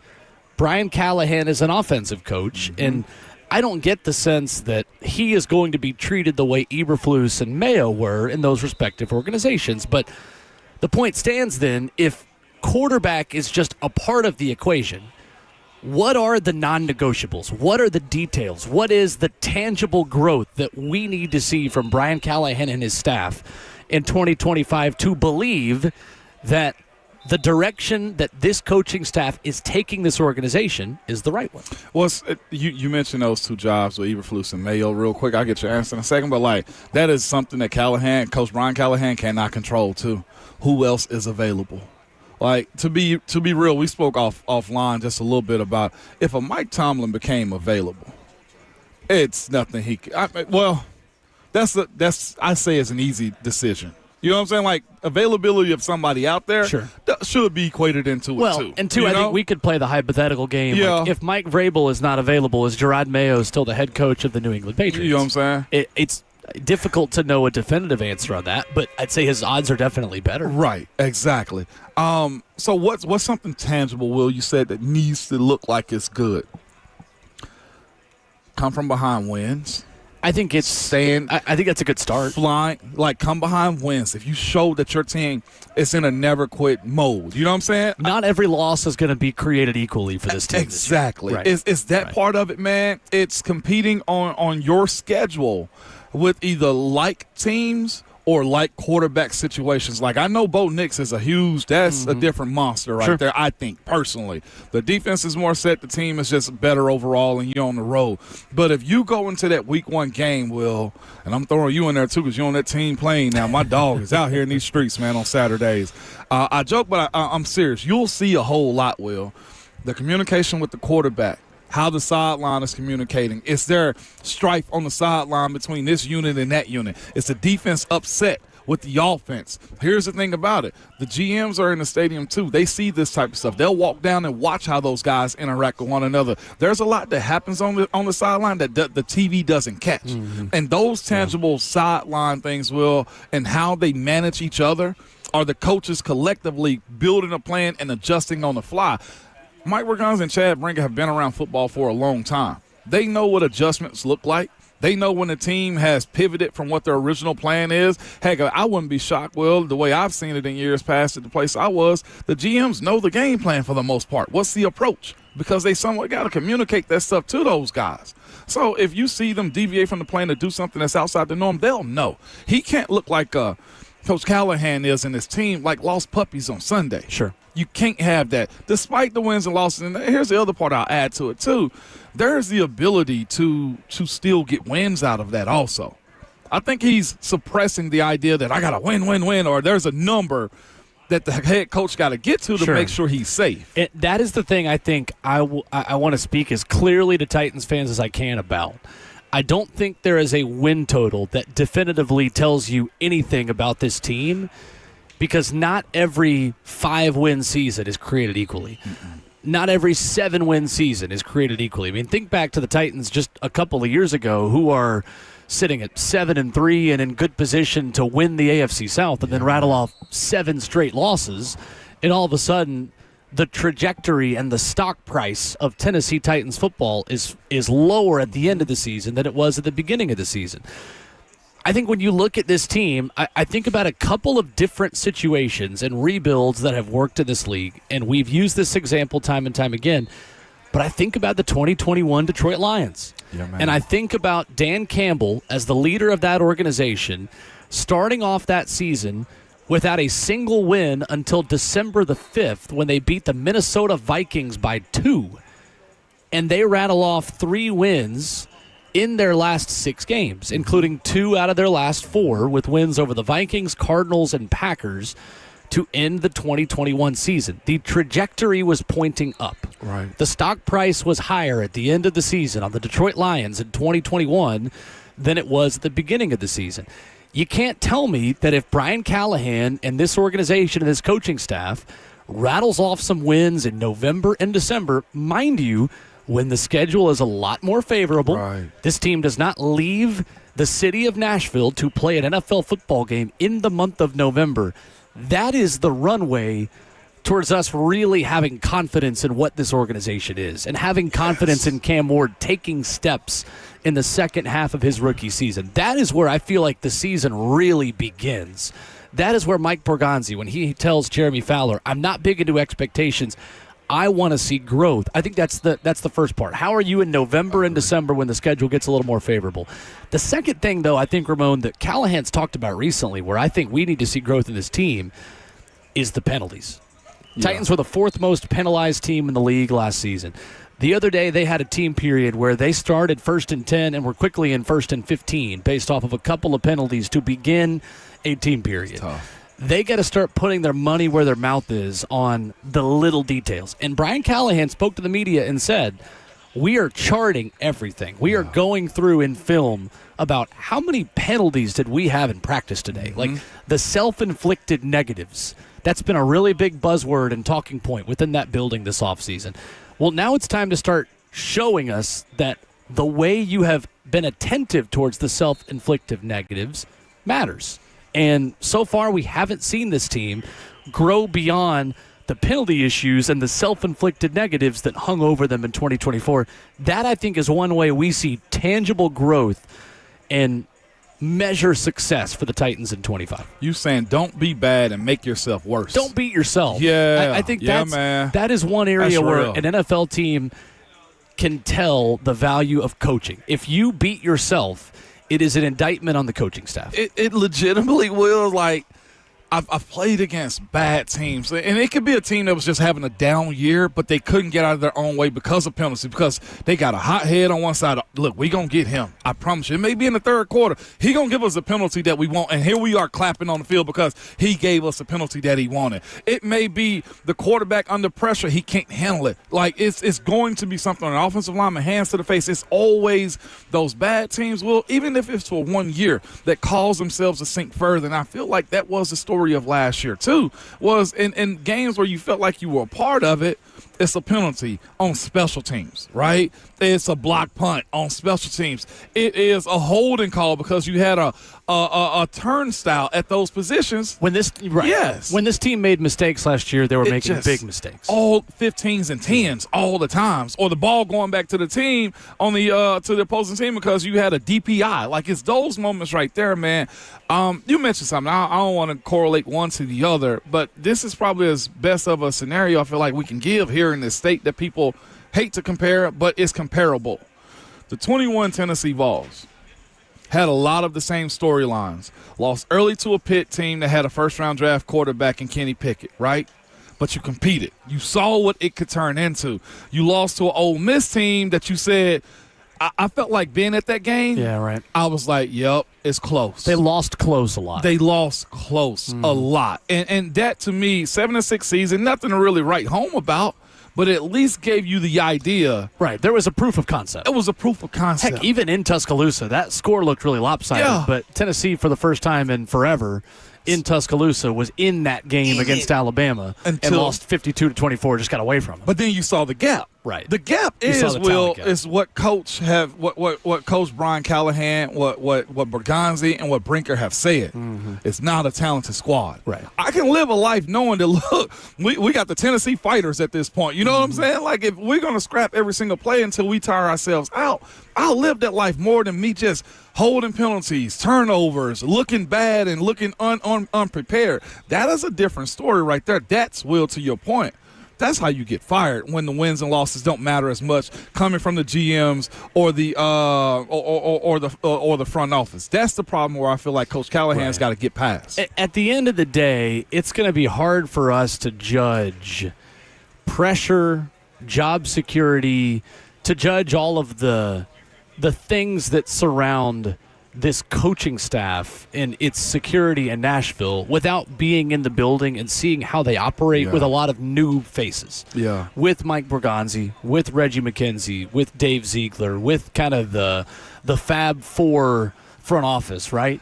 And Chad Brinker, who's obviously the holdover of that. Right. So I think that is where we are only getting about 50% of the evaluation process in the games. What happens behind closed doors may define how this organization moves forward. And I'm not just talking about job security. Like, I still think that Ramon, there are often better ways to fix a problem in football versus just fire the coach. No doubt. I think firing the coach and talking about hot seat and talking about pressure is something that's really easy to do on sports talk radio. So easy. And something that's really easy to do with fans, because we feel like that oftentimes, from a big picture perspective, is the only solution. Firing the coach is not the only solution to make this team better. And sometimes coaches learn on the job and get better. Sometimes there are conversations and coaches are open to change behind closed doors that meaningful people within the front office want them to make. So I'm hesitant, Ramon, to go into a year that has so many question marks and so much youth and so much newness, saying this is put up or shut up time for Brian Callahan. Right. And I'm probably being not harsh enough. It's just not the way I'm wired. And maybe I'm weird. You can tell me I'm stupid if you want to, but I don't think this is like, you got to hit a certain win number or he's fired. Like, I just think there has got to be more nuance to the way we measure success for the 2025 Tennessee Titans, because everything about this team and this organization is, how do we put Cam Ward in the best position to be successful, to lead us into a new building in 2027 as a competitive team battling at the top of the AFC South? Everything points to that for this franchise right now. The two best things that Coach Brian Callahan has going for him are the two best people, Kevin Stefanski and Zach Taylor. Zach Taylor's a great comparison. For an organization that's been searching for the exact same things. Yeah. But like, we're talking about Stefanski this past year, 3-14 with a Hall of Fame defensive end. You know what I'm saying? Like, I know he's not just the only component out there, but like, you're looking at Zach Taylor in the same situation and conversation. Like, he has Joe Burrow and Jamar Chase and T. Higgins. Like, to your point, the window should be wide open. To your point, though, about like, it's not just wins and losses, and sometimes it's above your pay grade as it pertains to the team. Clearly, in Zach Taylor's situation right now with their defense, you can be a good coach and still have a bad record. We're trying to see if Coach Brian Callahan is a really good coach. But to your point, it's given through time. To your point, it's got to be growth on him, because this is the first time head coach still. Andy Reid still got fired too. You know what I'm saying? And look at him now. Philly turned out good, but that is a real good coach still in Andy Reid. Right. Yeah, I think the point about Zach Taylor is a good one, because he goes 2-14 in 2019. In 2020, with 10 games of Joe Burrow, really 9 total games, plus a 10th one where he got hurt, he goes 4-11-1. And obviously, we know what happened in 2021. They were a Super Bowl team. It's not to say that the Titans are going to be a Super Bowl team in 2026 and win the AFC, but it is to say that sometimes when you keep digging and just don't give up and hand the shovel to somebody else, you do strike gold eventually. And it doesn't look pretty within the process sometimes, but I think this organization and this coaching staff is still paying for the sins of the previous administrations before them. Yeah. And let's be honest, a general manager in John Robinson who swung and missed on 3 consecutive first-round picks. There are not a lot of head coaches in this league that can immediately cover up an injury and a wound that big with a Band-Aid when you miss that badly on 3 straight first-round picks. And I get that your record is what it is in this league, more so than it is in college football, but not as much for head coaches as it is in college football personally. Because if you look at a college football coach, Ramon Foster, and say, this coach was 3-14 in their first 17 games. Well, odds are that college football coach, less so now, but hang with me, is in charge of personnel. Yeah. That college football coach is putting together a roster. That college football coach has a transfer portal that allows them to quickly turn things around. It's not the case in the NFL. No. The roster turnover is not your friend in this sport, and especially not in this sport professionally, when you have years of bad drafting that have set you up for failure when your feet hit the ground the first time you step within that facility. There just has to be context to what Brian Callahan's record is, and I get that he's got to show us something. I get there's got to be growth and there's got to be positives to take away from this year.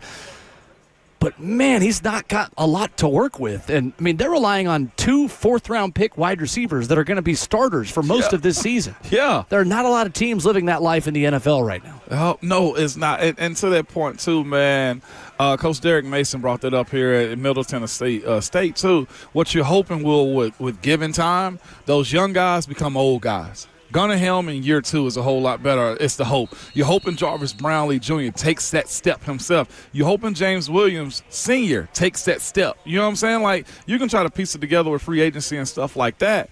But what we've learned, I feel like, in my 5 years of covering this team here on 104.5, the draft matters. Absolutely it does. It's the lifeblood of the league. It is, man. Free agency is awesome. It's like the angel on the Christmas tree. You know what I'm saying? Like, it's beautiful when you get them.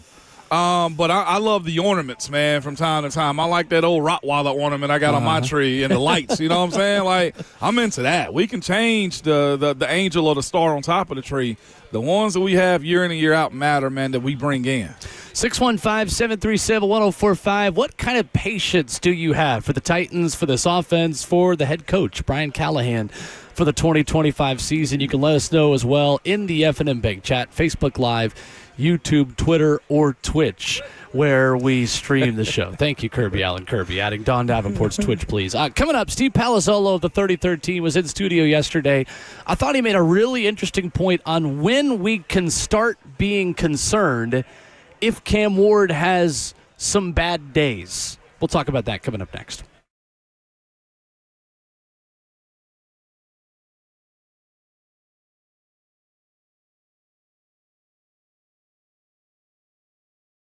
It's Ramon Foster from Medical House Calls. Good people, that is the website, medicalhousecalls.com. It's that simple, and they do exactly what you think they do. You can go to the website, or you can call or text them at 615-838-2375, man. And whether you just need a quick IV, whether you need your medical labs, whether you have a sickness going on and you don't want to go to the emergency room because you know you're going to sit there for hours upon end waiting for some nurse to call your name, well, that nurse can come knocking at your door is what I'm telling you right now, okay? Medical providers will be at your door to deliver the meds to you, to prescribe you medication, and also just get you feeling better. They have transparent pricing that is upfront and is not confusing. You can also use your SSA or HSA and FSA cards just like any other doctor's appointment. This is as simple as it can get, as convenient as you want it to be. It could be a Friday evening before you hit Broadway, and guess what?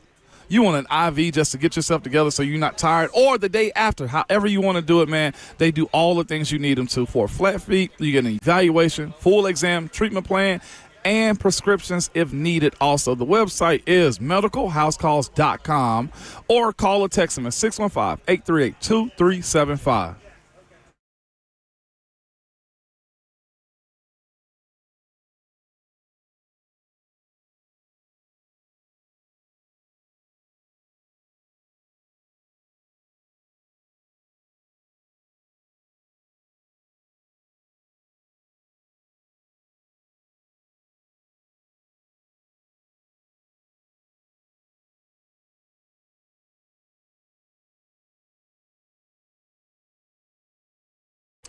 Get ready to buy like a dealer buys at Genesis Diamonds, man. Starting this Saturday, you get insider pricing on all GIA certified diamond rings.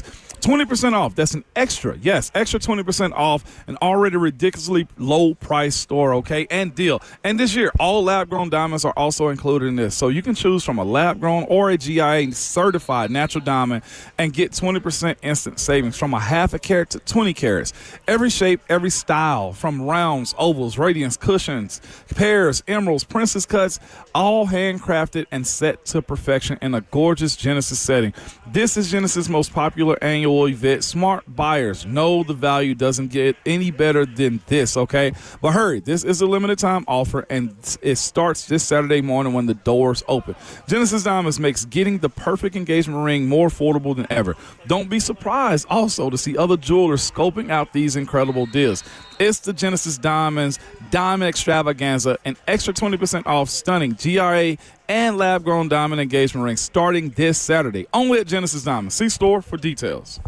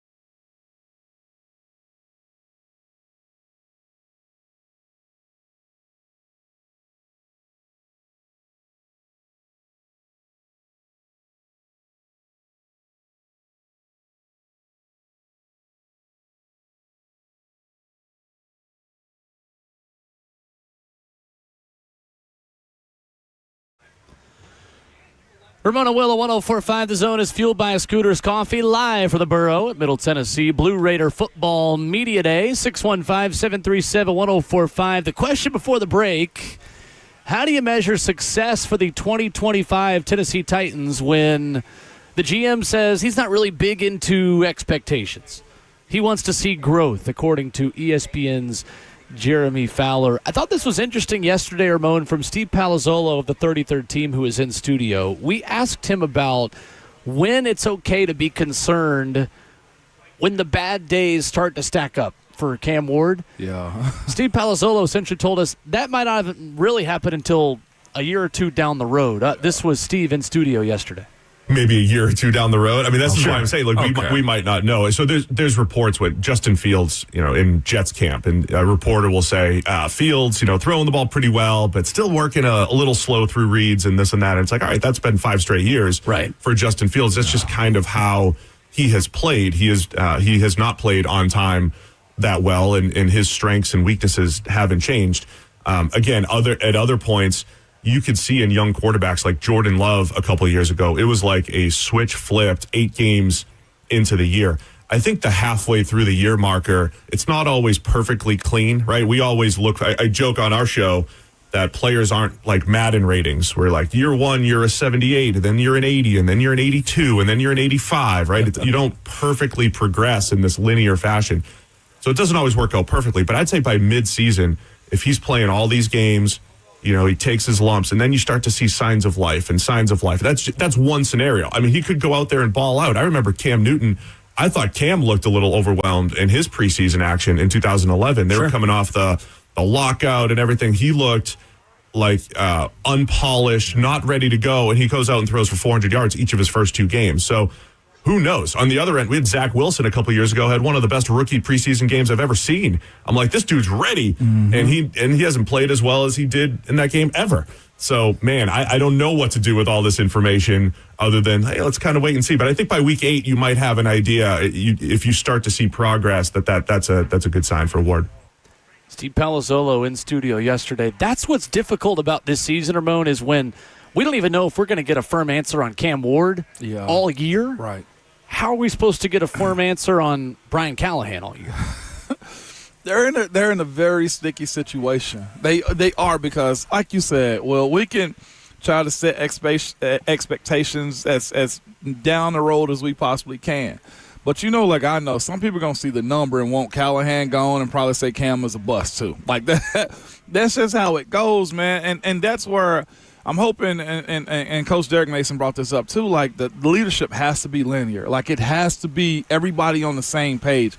I'm not sure what Borgonzi and Coach Callahan's conversation is like, or what his relationship is with Miss Amy. But if they believe in the guy, the coach, then this has to be given. The time has to be given. Patience must be practiced, not only with what you say, but the decisions that you're making too. Do you believe that he's better suited if he go get a first-round wide receiver or a first-round edge rusher and a second-round wide receiver that's highly touted? Like, those are the things that you still got to add to this team. That where we speak about the Joe Burrows, they did. You know what I'm saying? They helped find an offensive line to protect him a little bit better. They ended up going to get Trey Hendrickson that they're dealing with the contract situation with right now. Like, these steps have to be made, man. And listen to Palazzolo from yesterday. Like, he sounds calm in his approach, but this is a show-improved league at the end of the day. And the issue that he has by saying, like, halfway through the season, as far as the judgment of Cam and what he looks like, what sucks for him is this. That midway point through the season is not easy. The teams that were bad that they're facing this year are good. Right. You know what I'm saying? Or more competitive than the Titans. Well, we're talking about Week 6 Vegas, the Patriots at home. We're talking about at the Colts on the road, and then we got Chargers, and then a bye, and then Houston. That's still no easy stretch to say, we got a pop quiz, y'all. If you read the first chapter, then you'll be good. Like, this isn't that. Like, he's got to go through the gauntlet of these teams, man. And this is probably one of the hardest tests any rookie quarterback can possibly have this year. I mean, I think the Week 1 test is one of the toughest teams the Titans could have possibly drawn to start the season. Dog. I mean, it doesn't get any easier. And then Week 2, you got the Rams at home. Like, we're talking about a well-oiled machine as it pertains to, we're talking about good coaches, Sean McVay, right? Like, he knows how to get a team together. He's now on the second era of a new team for himself. He went from the Gurley to Stafford. I went from golf to a Super Bowl champ, and he's reinvented a whole new team to where he's got some demons on the defensive side of the ball, minus Aaron Donald. Like, that team is going to be good this year in the NFC West, I feel like. That's the difficult part of where this team is, too. You are getting better, but those changes aren't happening in a vacuum. No. Teams around you are also getting better, and that may seem obvious, but it is still a part of the process within this league that you are not the only one that was bad enough to get a good draft pick last year as well. Yeah, no, you weren't, man. I had to put a lot of pressure on Cam, but if you got a competent quarterback that can win games and keep you in them, that also does change the narrative, though, for the Ward believers. 615-737-1045, second half of the show. When we come back, Jeremy Fowler says the Titans are open to adding on defense via free agency. We'll tell you who and how that guy could help coming up next.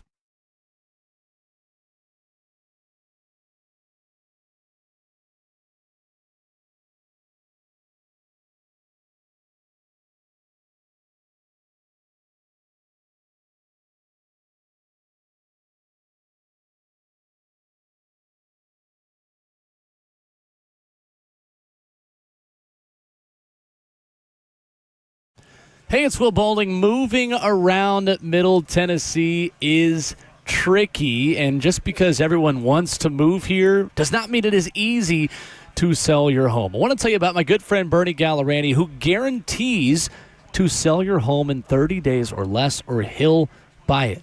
Yeah, he's the real estate agent here in Nashville with the Guaranteed Sale program. No risk to you. He'll let you out of the contract at any time. The real estate agent with a 30-day guarantee to sell your home. So you start by knowing its true value. Bernie Gallerani's new home value estimator is fast, free, and easy. Just go to BernieGallerani.com. Right at the top of the homepage, click on how much is your home really worth. You could enter your address and have that answer in only 30 seconds. Again, BernieGallerani.com. You can call Bernie directly on his cell phone at 615-428-2644. My friend Bernie Gallerani is so confident in his ability to sell your home and help you relocate quickly and efficiently. He's giving you his personal cell phone number, 615-428-2644. That's Bernie Gallerani, online at BernieGallerani.com.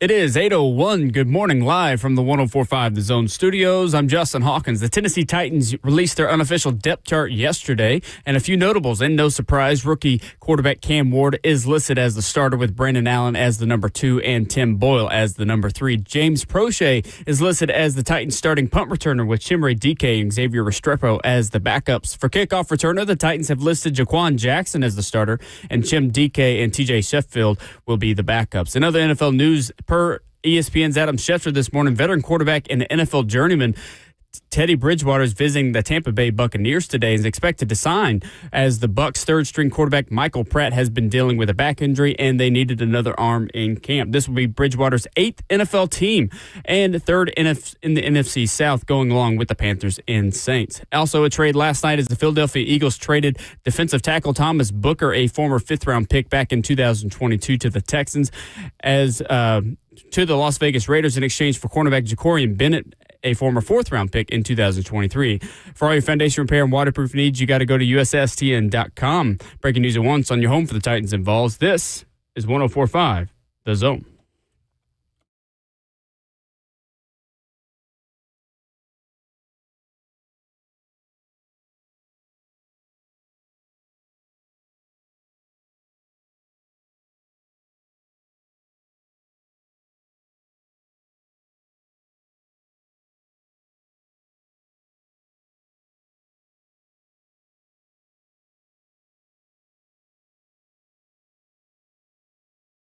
Ramona Will at 104.5 The Zone, fueled by Scooters Coffee, live from MTSU Johnny Red Floyd Stadium, Middle Tennessee Blue Raider Football Media Day.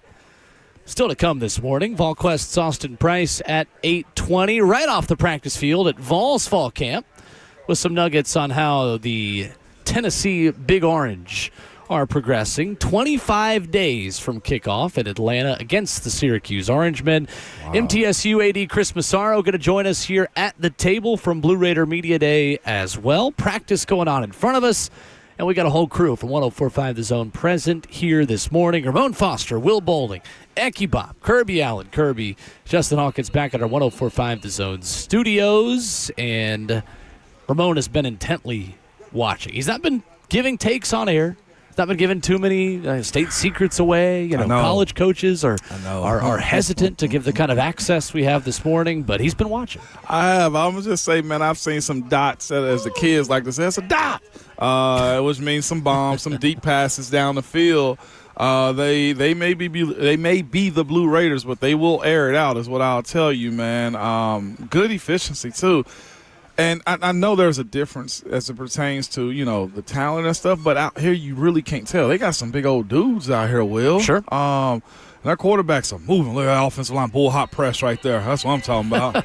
Boy, he slid on this turf, though. This turf is new from what they're telling us. So bull hot presses, when you're taking on the bull rush, you just hop, hop, hop.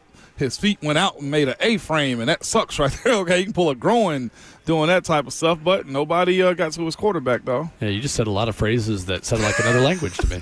Okay. Thought I knew bull. I got you, man. No. ESPN's Jeremy Fowler says the Titans are open to adding on defense via free agency, saying pass rusher and corner would be 2 spots to watch there. One name to watch, Ramon Foster. Veteran defensive end Preston Smith. Mm-hmm. Smith, who spent 2019 through 2022 with Chad Brinker with the Green Bay Packers, has 70.5 career sacks in 10 years. He has played in at least 16 games every year in his career. 4.5 sacks split between Green Bay and Pittsburgh. Last season, a career-high 12 back in 2019.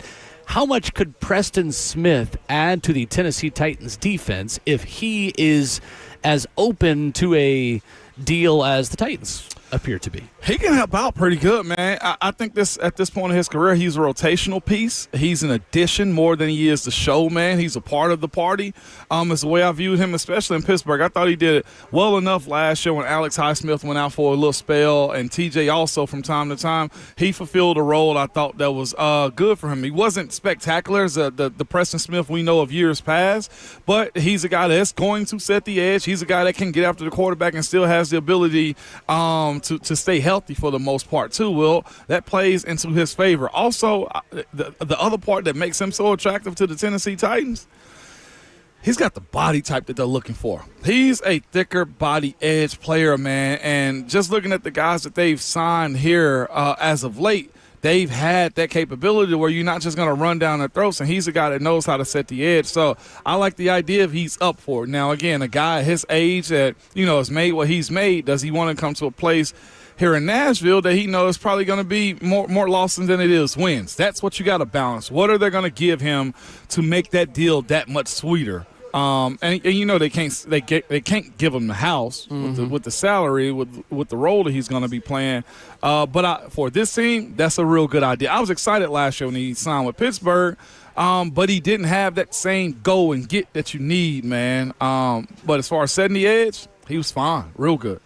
I think Preston Smith at this point is looking for the right opportunity. Ramon, when you talk about a player who is available on August the 5th. Yeah, man. Why is he still out there? Because he chose to. It's that simple. Yeah. I'm sure his phone has rang, Will. There is no issue with a guy like him getting hired. He ended the season last year healthy. There is no issue of his. He's got a reputation of being one of those types of guys. He's a name that you know. I was also shocked, too, and I found this out last year, just reminded now. He's no Pro Bowl guy. He's just a guy that's been a steady Eddie in this league, man. Yeah, he's been solid. And that's what you're asking from a guy like him. He to me, again, Will, is choosing to be a free agent right now. Sure. A lot of people don't want to deal with those first 2 weeks of training camp. You start game planning, I think we'll see some of those veteran guys come off the board this week and potentially next week. Some news about the Titans' future opponent this morning. The Tampa Bay Buccaneers, as you just heard from Justin Hawkins' update a few minutes ago, are signing quarterback Teddy Bridgewater. Another QB for the Titans' defense to see, and I think solid depth for a Tampa team that has 3 quarterbacks on the roster at the moment. Michael Pratt unavailable for them as they begin camp and continue their work this week on Thursday's practice against the Titans and Saturday's preseason game. He joins Kyle Trask and Connor Bazelak, the former Missouri quarterback who transferred to Bowling Green, a 24-year-old rookie. Teddy Bridgewater. More depth for the Titans to see this weekend. Trying to give him a couple paychecks so he can pay for their football team expenses, man. That's all that is. I kid about that. I saw somebody say, I think it was Steve Palazzolo, actually. He was in studio yesterday, said an inspiring day for high school football coaches everywhere. It is, man. Teddy's getting hired, man, because he's got the mind for it, and he's also just a great teammate. You start to see these guys. I felt like Chase Daniel was like that at the end of his career, man. Brandon Allen's another one of those guys that they're just great teammates. Coaches don't have to worry about them. And then the other side of it is, man, if you're in a pinch and you got to use a guy like that, same as Detroit did with Teddy last year, you feel comfortable with what his mental capacity is to operate football games. So as long as he keeps that attitude, him, Jameis, I saw Snoop Huntley signed again also. You're in that group of guys that, man, they get paid $5 to $7 million a year to be a player coach. Absolutely. And non-threatening. I mean, literally a player coach, because he has been a high school football coach in Miami. Yes, man. Shout out to Teddy, man, for giving back to the youth of America. I like it. Liam Cohen says that Travis Hunter winning Offensive and Defensive Rookie of the Year is possible. Don't. No, come on. No. Will. Travis Hunter, 10-1 to win Offensive Rookie of the Year. He has 8-1 odds to win Defensive Rookie of the Year. Liam Cohen telling Rich Eisen, I do think it's possible. He is committed, he's committed to driving not just himself, but his teammates as well. And I think that his teammates, these guys are challenging him every day. Like, he doesn't get a free pass because he was second overall pick, and he's Travis Hunter.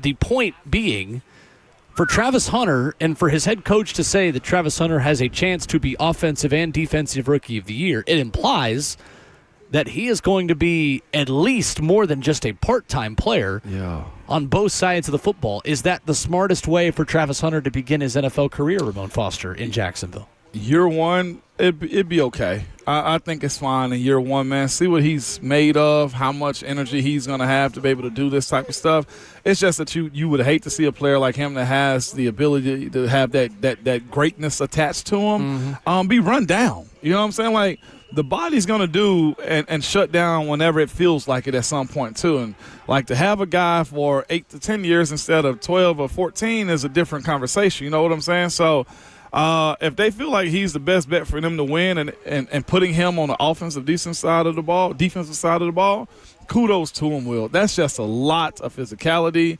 That's a lot of running and just a lot of assignments that he's got to remember too. So here's what I would say. I believe in everything that Travis Hunter can do. I just know that defensive and offensive coordinators target guys like that too. If they feel like you are a little bit less than, you slow down by the third quarter, it's going to be fascinating to see what they do as a team to try to adjust from that. What is the defensive, rookie of the year supposed to be? Is that like 5 interceptions that does it for him? Are they going to put him in position to make those types of plays? Right. Does he get over 800 yards as a receiver? Like, it's not far-fetched is what I'm saying. I just do it. Don't make him a show, Liam Cohen. Yeah, it's going to be interesting. Like, is it going to be more about the spectacle and the selling ticket value of Travis Hunter just being the reason to believe in the Jags this year? Or is this actually what is best for the football team?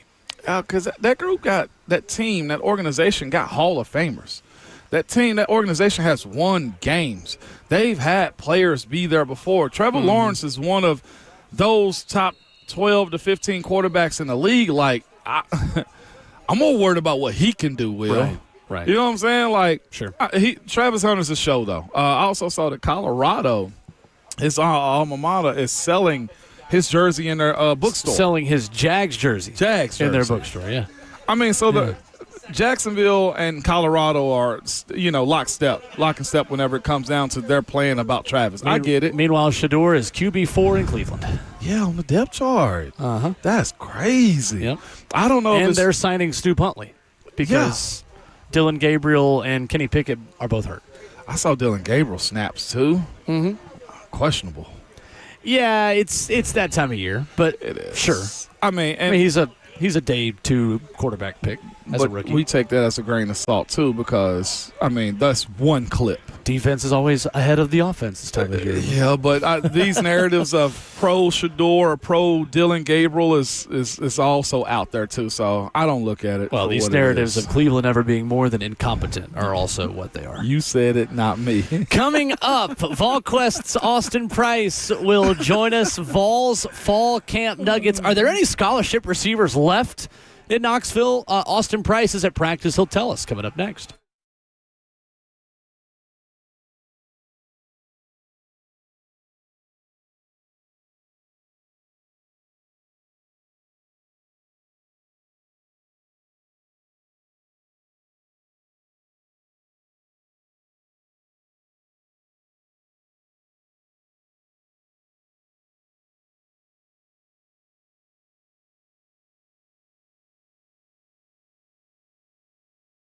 It's Ramon and Will here for Window Nation, man. This summer, your AC has been working overtime to keep your house cool and comfortable, man. But you can change that, man. You can replace your old or builder-grade windows with custom-built, high-quality windows from Window Nation. Window Nation's just takes so much detail, man. They measure 3 times to ensure your windows fit perfectly and keep your home comfortable year-round, man. Their installation crews finish the job in 1 day or less so you can enjoy the rest of your summer with minimum disruption, Will. And Ramon, this month you can get 50% off all window styles. Put 0 down, make 0 payments, and pay 0 interest for 2 years. That's right. You could pay nothing until 2027. We love working with Window Nation because of their A-plus rating for the Better Business Bureau, because of the 50-point inspection of every window before it leaves the factory, because of the 96% customer satisfaction rating. And you will be satisfied when you call this number, 866-90-NATION. You can head online to windownation.com. Schedule a fast free estimate now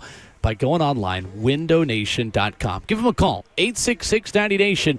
That's Window Nation at windownation.com.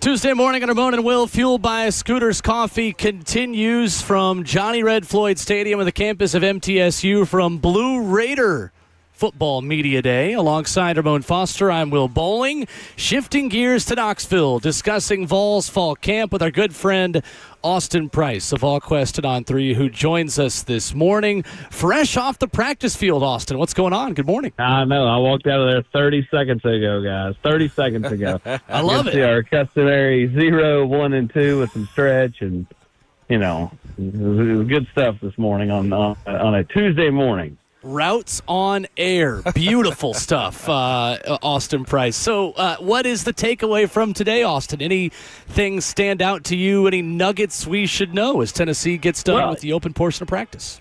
I will say this. No Braylon Staley on the practice field this morning. And we'll see how quickly he can get back. But Mike Matthews was back. So basically you just traded those two. One player that I've continued to hear, just does not practice consistently, learning to practice like a college kid is something that he's still trying to figure out is Amari Jefferson.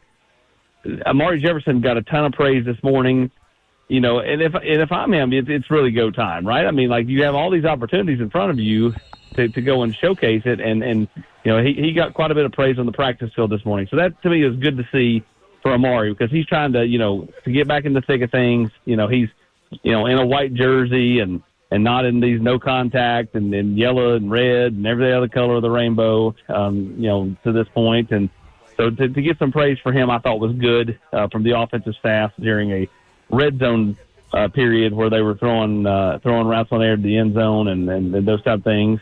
On the defensive side of the ball, Boo Carter was back in the morning. I don't want to bury the lead, but Boo Carter is officially back at practice, and to the point where he's not doing conditioning, he is doing defense. And so that's probably the biggest news of the morning. But I was walking straight off, and what I just saw was Amari Jefferson getting praised, so it was easy for me to go into that, more so than the Boo Carter stuff. But Boo Carter back in practice, and Boo's been spending out basically every day at Children's Hospital and doing some things off the field and doing a lot of conditioning, and the coaches have been happy with his progress to the point to where they've now moved him back to the practice field as a full participant. With Amari Jefferson, he's fully healthy this calendar cycle, also with the ability to get one of those wide receiver spots, as they can't seem to keep everybody healthy at one time, Austin? Yeah, I mean, obviously, I think right now it's just focused on defense, and we'll see what happens after that. At the end of the day, Boo's had a lot, and some of it's self-inflicted, but a lot thrown at him the last month, and and so he's got to get all that figured out, and I would say start with defense. If he can get back that, then we'd take it to punt return, and then after that would be offense. So, again, a good sign. Boo is checking all the boxes, and I think the real question is, how would Boo handle the punishment? How would Boo handle all the extra stuff that he was doing off the field? How will Boo handle, even today, not being the first team, right? I mean, he was running second and third team during reps, but that's to be expected. And, how does he handle that? If he handles that like a pro and he gets to the season, then I think Boo Carter will have a really strong fall. And after that, it doesn't really matter. I think it's all about staying in the here and now and focusing on this fall and seeing where things go with Boo. But I think the offense right now would be on the back burner for him. Austin Price of VolQuest and On 3 with us. So, Austin, the quarterback battle getting started, have you seen any separation? Have you seen anything to suggest that there is an early front runner or someone who has impressed you the most from what you've seen in limited fashion? Just based off of what you heard, what are the early takeaways about week one of the Tennessee quarterback battle? Well, I think the overall practice is kind of like the open periods for us to see, which is not a lot, but I think every guy's flashed at some point when we've been in there, much like they flashed when we've not been in there. And at points, they've all struggled, right? And I think for Tennessee, it's about finding consistency. It's about finding the quarterback that gives you the best chance to win. But to this point, no, I don't think there's been any real separation on who the quarterback will be this fall. I think that comes, as we get into this week, we're in full pads and they've got, a scrimmage coming up on Saturday. I think potentially a week from now, maybe you're talking about somebody kind of grabbing the bull by the horns, but I'm not sure even then he'll have a dead set front runner for this job.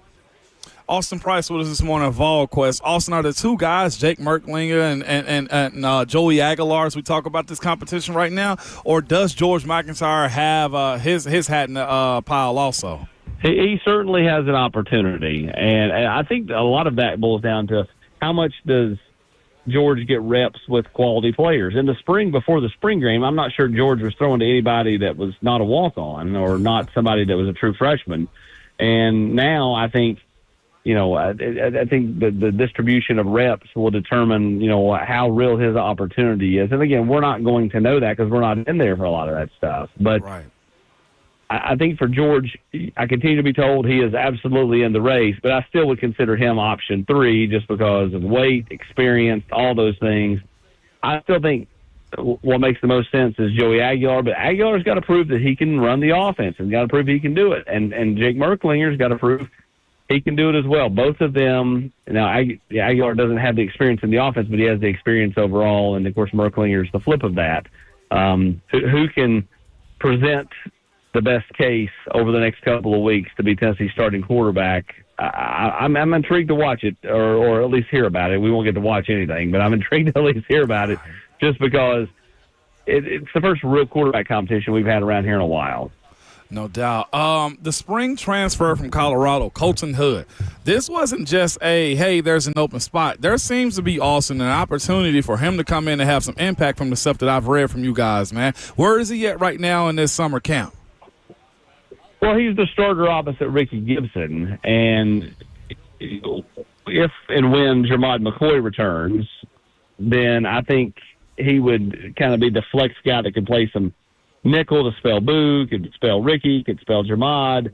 Either way, he's going to play an important factor on this football team. He is a really talented kid who has got the right mental makeup, I think, to be successful back in this league. And I think he's feeling really confident right now in his game as we, hit week 2 of fall camp. And, he's got a chance to kind of come in here and be a late addition as far as like not getting here till the summertime as a transfer in the spring and being a real factor for this football team. And so he's learning his teammates on the fly. Some of them he's known dating back to the high school ranks. He and Jake Merklinger played against each other, and several other Georgia kids he knew going against them. But, this is an opportunity for him to kind of grab the bull by the horns and run with it, because McCoy is not going to start the season, it doesn't look like. And the question is how quickly can he come back? Either way, I think you feel much better about it than you did leaving spring when you did not have Colton Hood on your football team, and it was much more open. The other person that's really impressed, Ramon,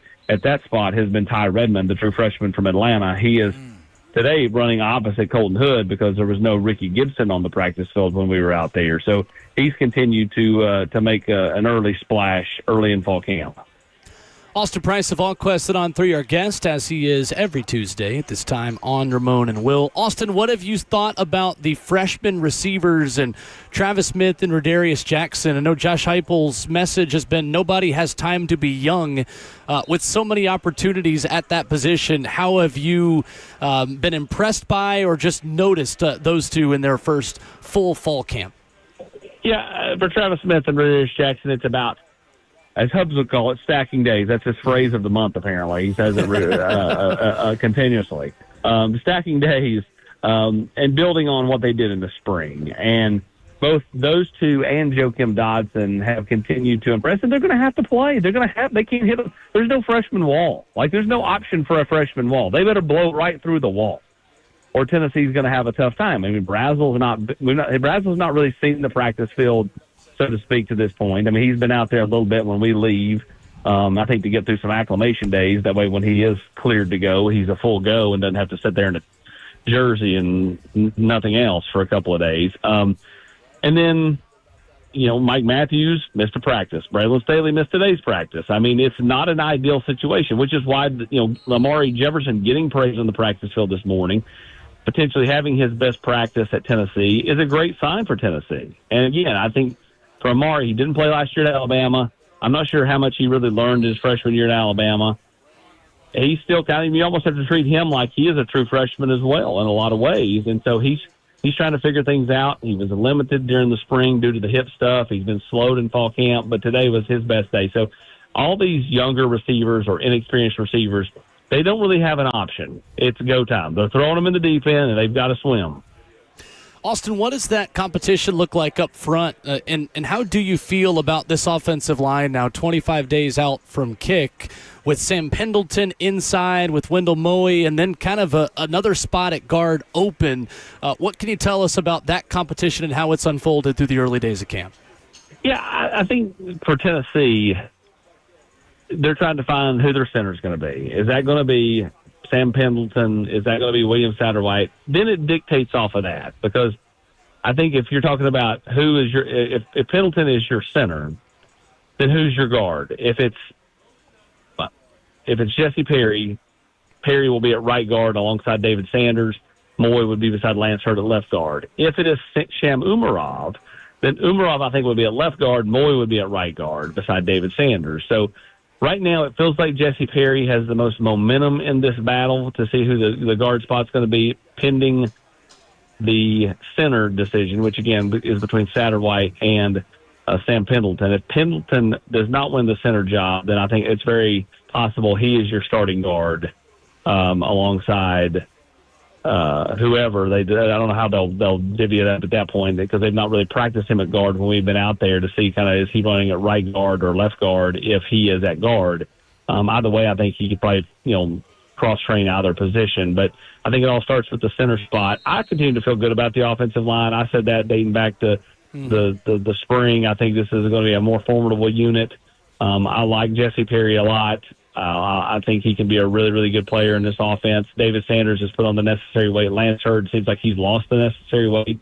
And it just certainly just feels like this is going to be a more talented group than they were a year ago. But, again, they do miss Cooper Mays. The loss of him at center, is probably one they're going to feel more than the other spots. Austin, when you look at this young group of guys you speak of, again, the freshman linebackers, man, Jaden Pilati has had a good bit of praise. Austin, I also didn't realize he was about 6'4", 210. Is he going to end up being an outside edge linebacker, or he's an off-ball linebacker? He'll be more – I don't think he'll be a Leo. I think he'll just be kind of an outside backer in this offense, which runs just two backers. He'll play the more Arion Carter type position, in my opinion, than the Jeremiah T-Lander in the box position. And so Pilati is tall, and he's rangy, and, got a lot of talent. He just has to, again, continue to progress, much like, Jaden Harmon and Brendan Ains and all these younger linebackers that either haven't played to this point or are true freshmen and are getting their first opportunities. Austin, when you look at the recruiting front and what Kelsey Pope has been able to do in this cycle, adding another big target in Celeste Moa, who turns down in-state Utah and commits to Tennessee, what is the significance of this win? How does Tennessee use Moa, who has the potential to maybe play on both sides of the ball and is quite the athlete the Vols picked away from the in-state Utes? Yeah, I think for Tennessee, it's just about continuing the momentum in recruiting. And Kelsey Pope's had a really nice 2-year run. You look at, you date back to Mike Matthews and Braylon Staley, it's been a nice 3-year run. But last year, Rodarius, Travis Smith, Joakim Dotson, nice trio. This year, to this point, Legend Bay, Tyreek King, who everybody forgets about, and I think is as talented as anybody in the class. And then, of course, now with Celeste Moa. And then, of course, there's that one big fish out there they're trying to flip in Tristan Keys. So it's a nice run by Kelsey Pope. They've got to continue to add receivers. They don't have enough now. They're going to, potentially lose Brazel at the end of the year, because I'm not sure. He'll try to probably go pro if he has a decent enough year. And at some point, you have to continue to move your more talented players to the field. And some of those younger players, I think, could end up being more of a factor a year from now. They're going to be a factor this year, but even more so a year from now. And then these freshmen will come in and want to play. So it's going to be interesting to kind of see how they divvy up, everything over the next couple of years at the receiver position, because they are stacking talent at that spot pretty well. They just got to continue to add more depth there. Austin, time for our weekly question on the two big 5-stars. You already brought up Tristan Keys. First part, is there any update on him and Tennessee's dialogue? And I feel like that's going to be a marathon we're going to be talking about for quite a while. And the same for Savion Hyder, who I know is closer to a more firm announcement date. Where does Tennessee stand with those two at this point? Nothing's changed with Hyder.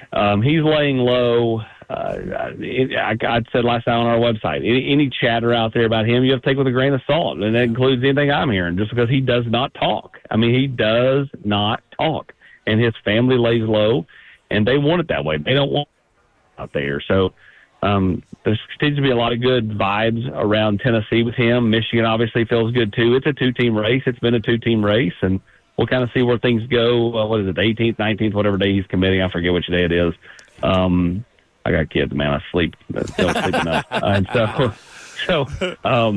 it's one of those 2 days, and we'll see where things go. And again, I've continued to feel like Tennessee quietly had moved into a really good position there. We'll see if that holds true or if anything changes between now and then. And then as for Tristan Keys, the question is when does Tristan Keys want to do something, right? I think that for him, it is the relationships are kind of solidified everywhere he goes. So it's about, finding where he feels most comfortable. Is that staying at LSU? I don't think so. I would take the field over LSU. I've been saying that. Is it A&M? Is it Tennessee? I think his best relationships are here. And so when you couple with the fact I think he's going to flip, and you couple the fact that I think his best relationships are here, I think over time Tennessee ends up being the play for Tristan Keys. The question is what does the timeline look like for him? Because a lot can change over the next few months. And so I think for him it's all about just finding his vibe and finding kind of what he wants to do and talking it over with his family and going that route and deciding does he eventually want to, pull away from LSU. Because to this point, there's been a lot of chatter. You date back to May, June, July. Tristan Keys is going to do this. Tristan Keys is going to do that. To this point, he's done nothing. So does it stay that way? Does LSU continue to hold on to him? Or does somebody like Tennessee or Texas A&M potentially flip him over the next few weeks or months? Austin, man, I don't know if you know how much you were appreciated this past week as Tennessee fans continue to take shots online because you debunked Blurgate. Okay, I'm not sure. Did you see no debunking? As I told the people, I say anybody with deductive reasoning can look at the video and go, Mike's eyes and the ball are coming from a different angle than the blurred object. Yes. Plus, the blurred object is running a route with a defender running alongside of it. That's like, right. I never understood the whole thing to begin with, and so I tried to. I knew it was Kitselman. I knew it was Kitselman 2 days ago, and that's why I said, hey guys, Miles up there in red jersey, it might be him. Trying to be kind of trying to be nonchalant about it. But then they, continued the grassy knoll theories, and so, I had to drop the picture out there and prove it was not. It was Merklinger. I said on our board it's Merklinger through the pick, but guess what? Joey's throwing a pick. George is throwing a pick. Yeah. They all throw picks. Because guess what? If your DBs are going to make a play in fall camp or make a play in the game, guess what? They have to pick off the quarterback, which means the quarterback makes it. So it works both ways. If the quarterback, if Mike beats Colton Hood, balls out on time, catches a touchdown, then what happens? Colton Hood. And you look at Colton Hood. Instead, it works both ways. It's kind of like Coach Fulmer used to say, somebody early is going to have their band playing. That happens, right? Somebody's band's going to play. Yeah. Oh, we appreciate it, man. We had folks saying stuff, and I was just like, yes. Thank God we're for back, Austin baby. Price, baby. Yeah, we're back. Take that. Blurgate 5-star updates from our 5-star guest, Austin Price, thanks, who joins us Tuesdays at 8:20. Great stuff, Austin. Thank you so much. The horn just blew, guys. I love it. Thank you, sir. Thank you, Austin. There's Austin Price with us this morning. Yeah, Tennessee got some heat for that, too. Yeah. These are college football programs. They run practices like small governments run nuclear programs. What do you expect? Dang, if you What do you expect? It's part of the fun of college football. Plus, it wasn't even a quarterback that threw it. It was Or somebody. not even a quarterback that was blurred out in the video. Anyway. Somebody was like, y'all didn't make them your morning roast. I was just like, oh my God. What's there to roast? It's college football. College football coaches didn't just now start to become paranoid about information getting out. If you missed it, Tennessee football put out a highlight package, as they do, of Colton Hood having an interception at practice, and they blurred blurred out a player in a red non-contact jersey. And the internet, of course, goes crazy with it, saying, oh, well, Tennessee's blurring out the quarterback that threw the pick. How dare they? It wasn't even the quarterback they're blurring out. They blurred out Miles Kitzelman because he's hurt in a red non-contact jersey. As confirmed by Austin There you Press. go. Coming up next, the Titans just signed a player on defense. We'll tell you who coming up next.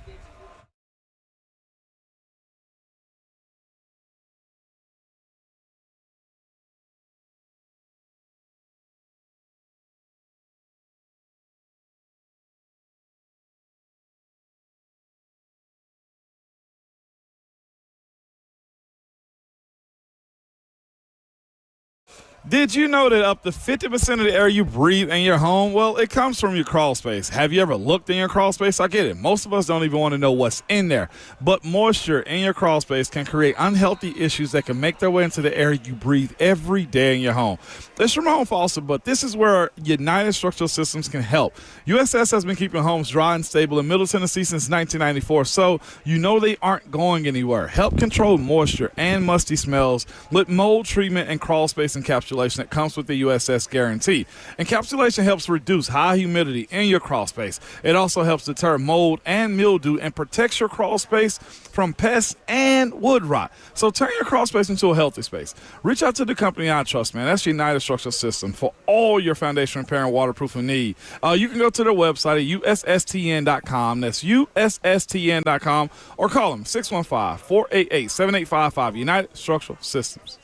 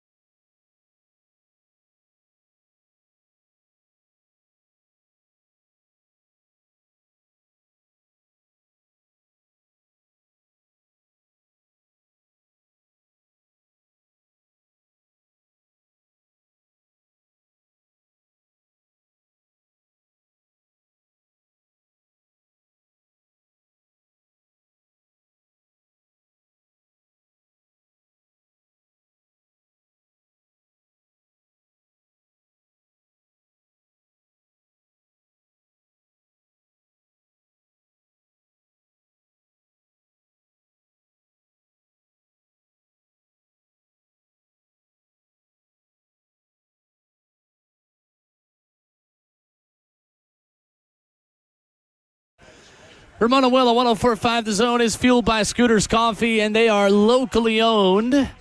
Scooters Coffee, Rivergate, Smyrna, Brentwood, White House, or Mount Juliet. The Smyrna location is going to be seeing me on the way home. Yeah, man. Because today we are here live in Murfreesboro at Blue Raider Football Media Day. We are. And shout out to, man, the Titans photographer, Donald Page, texted me yesterday. It's like, hey, just so letting you know, man, I'm scooting today. He stopped by Scooters Coffee himself and said it was real good, fantastic. man. Fantastic. Absolutely. Shout out to Donald. Donald's for that, good man. people. Also, a non-shout out also to the first folks at our company that did not alert us that it was a national holiday yesterday. Was it? It was Robert Walsh's birthday. Oh, my gosh, I know. Dog. Happy birthday to Bert. Happy birthday to him is what I'm telling you. Dog. Good luck. We care. No, I felt bad because we saw We Bert saw yesterday. him. Bert helped get Steve Palazzolo in the building when he was waiting. That was the first thing I told Bert yesterday. I was like, "Hey, we're gonna break real quick. We got one more segment. I got to run back in here. Do you mind getting Steve? He's downstairs." And that was the first thing I told Bert on his birthday. Didn't even bat an eye, did I he? texted him yesterday. I was like, "Dude, I'm sorry. I felt bad." Didn't bring a gift. Didn't bring a lighter. They had nothing for him yesterday. Bert is a man. national treasure that deserves to be celebrated every day. You said it. God, Bert. We should treat every day like it's Bert's birthday. Public. That's what I'm saying. Well, you got to worry about Micah first, Yeah, okay? no, But Jerry's got bigger publicly, fish to fry, respectfully. we apologize as a show, We do. as a group, and as an organization of Ramon and Will. I pride and consider myself a man of faith, as there's a deep drive to the left by Castellanos and a happy birthday to Robert Walsh.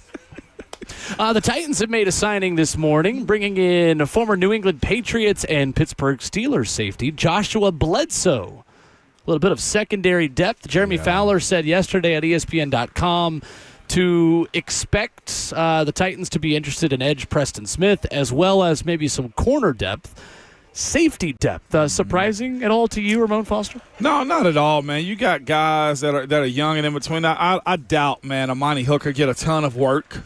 He's at that point right now. You don't see him to almost probably the regular season, or he's in a position where he's getting like a small amount of limited work, man. I doubt that he plays much in the preseason. So you need guys like that too, man. It's just another opportunity also for you to, again, shake the bottom of the rosters, man, and see who you have available for special teams, too. So I don't put a whole lot of stock in this signing unless this guy starts to make plays. Well, the only thing I'm curious about is what this means for the other safeties that are backups on this team in Kevin Winston Jr. and Mike Brown, because Winston went in with a trainer early on Sunday's practice. Yeah. I hope this doesn't mean there is something that will sideline him for any period of time. And perhaps that could be what this is, to say, let's get another body in here. That way we don't have to rush him back if there's a minor ailment or something that could keep him out of the practice field. But didn't appear to be anything significant. I mean, he's been a full participant since the start of training camp, but a little bit more insurance there at the safety position. And this could mean just more competition for a guy like Mike Brown, who is battling to stay on this roster with his spot kind of taken a little bit by Kevin Winston Jr. Oh, no doubt about it, man. For Kevin Winston Jr., I feel like with where he was drafted and the expectation of his play in this particular year, coaches know what they're going to get. So he's in a position where he shouldn't play, but if he is a little dinged up, you get him to the season, man. This team is too fragile as far as the amount of players you expect to be your A-level players, so you protect him. As young as he is, you want to make it to week one, game one also. Brian Callahan did mention during his press conference, and Teron Davenport put this out on Sunday, that he would manage some of the players' workload on Sunday. Winston was one of those players. Okay. So went in with a trainer, not necessarily indicative of an injury that happened Sunday. Perhaps it is just managing workload for a guy who is coming off of an ACL injury last year at Penn State. But it does allow the staff to have another safety back there if they do decide to continue to manage Winston's workload, because Kevin Winston Jr., Ramon, is so much around the football and so much at the bottom of piles at times in and around the play that he's got to be a little sore because he keeps making plays at camp right now. That's what I'm saying, man. They know what they got. They stole one, essentially, is what you say right there for a team, man. A guy that was in his position to because of injuries, there's a high-level guy inside of him at that draft pick right there. So, again, you hate that that's the case sometimes as it pertains to your guys not being available for you every single day. But this is the price of doing business, man, when it comes down to the football side of this. Yeah. I mean, the play side of this sport.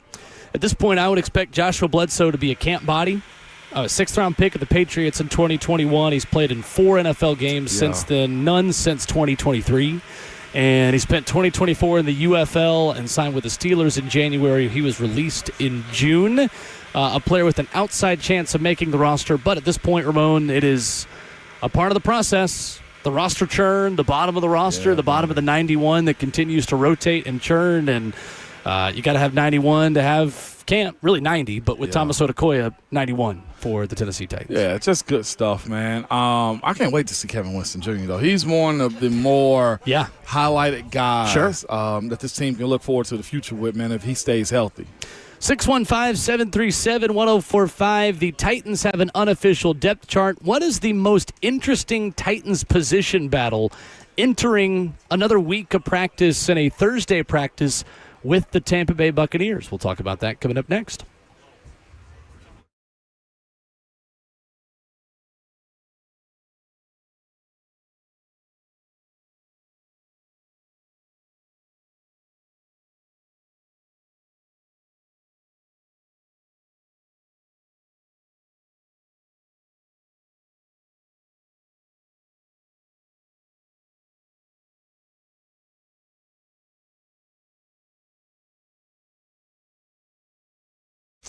It's Ramon Foster for Brian's Motorsports, man. By the way, shout out to my guy, Brian, man. He came through this past weekend, man, for our shoe drive, man. Gave back to the community, man. That's one of the things that he does, man. He's here. He's in the community. You don't just see his trucks. You feel his presence, too, as it pertains to how he gives back. But his business, man, that you know him by, man, his custom designing business is Dream Design and Build. They're located in Hendersonville at 789 West Main Street, man. And one of the best things about it, when you're ready to elevate your vehicle, Brian's Motorsports specializes in transforming rides with statement-making custom wheels, immersive audio experiences, and head-turning styles, too, man. They can do custom tints and wraps. Whether you're seeking something subtle or a complete custom build, they can deliver cutting-edge style and performance on all vehicles, including the most exclusive and exotics. No car is too old or too new or too expensive or too cheap for the things that they do there. Whether you're a Jeep or Bronco owner, man, they offer the ultimate off-road experience for you. Brian's Motorsports is the undisputed leader in customizations, man. Brian's Motorsports can give your vehicle an aggressive off-road appearance and performance that makes Brian's Motorsports an undisputed leader here in Middle Tennessee.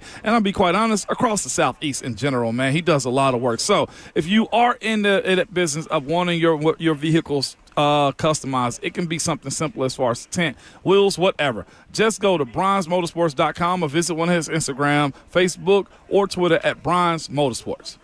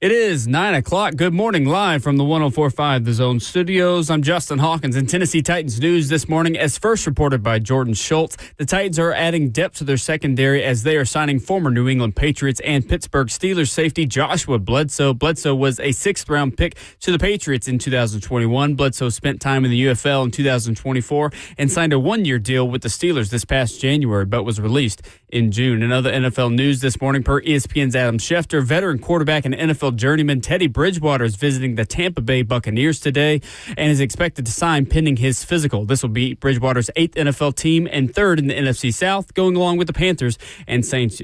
The Titans will be expected to face Bridgewater this Saturday night. Also, this morning, four-time Pro Bowler outside linebacker Anthony Barr announced his retirement from the NFL after 10 seasons. The 9th overall pick back in 2014 to the Minnesota Vikings, played 9 of his 10 seasons in Minnesota and a one-year stint with the Cowboys. Barr last played in 2023, which he played 4 games in Minnesota. For all your foundation repair and waterproofing needs, you got to go to USSTN.com. Breaking news at once on your home for the Titans and Vols. This is 104.5 The Zone.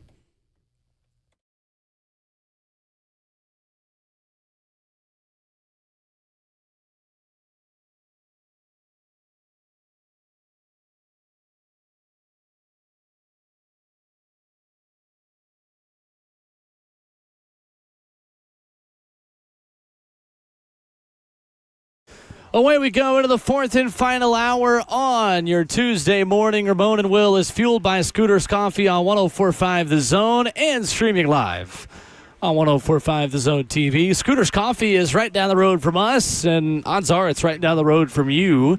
Rivergate, Smyrna, Brentwood, White House, Sormount, Juliet. Amazing people, amazing drinks, amazingly fast. Live from Murfreesboro at Middle Tennessee Blue Raider Football Media Day. Practice is just wrapped up in front of us, and the whole crew is present and accounted for. Ramon Foster, Will Bowling, Eki Bob, Kirby Allen Kirby, Justin Hawkins back downtown. Ramon, we have an unofficial depth chart. It is that time of year for the Tennessee Titans and for NFL teams all around the country. What was your number one takeaway that stood out to you from the depth chart that dropped last night? The depth chart that dropped was the Gunnar Helm being number 2, being a rookie, having a guy that's been in the league now going into his 3rd season, and Josh Wiley not be ahead of him, even if it's just cosmetics and to keep Gunnar Helm calm. You know what I'm saying? Keep him as humble as you needed him to be. That was my only thing right there, was seeing him do that. And you know what? Sports is one of those things, if you're good enough, you earn that opportunity. So shout out to Gunnar Helm. Now it's on him to keep it, because if Josh Wiley's smart, I'm attacking Will. I'm watching everything that he does, man. How times have changed that the Titans are using 11 personnel as their formation on offense. On the depth chart. Gone are the days of 12 personnel being the depth chart. Nope. 3 receiver set.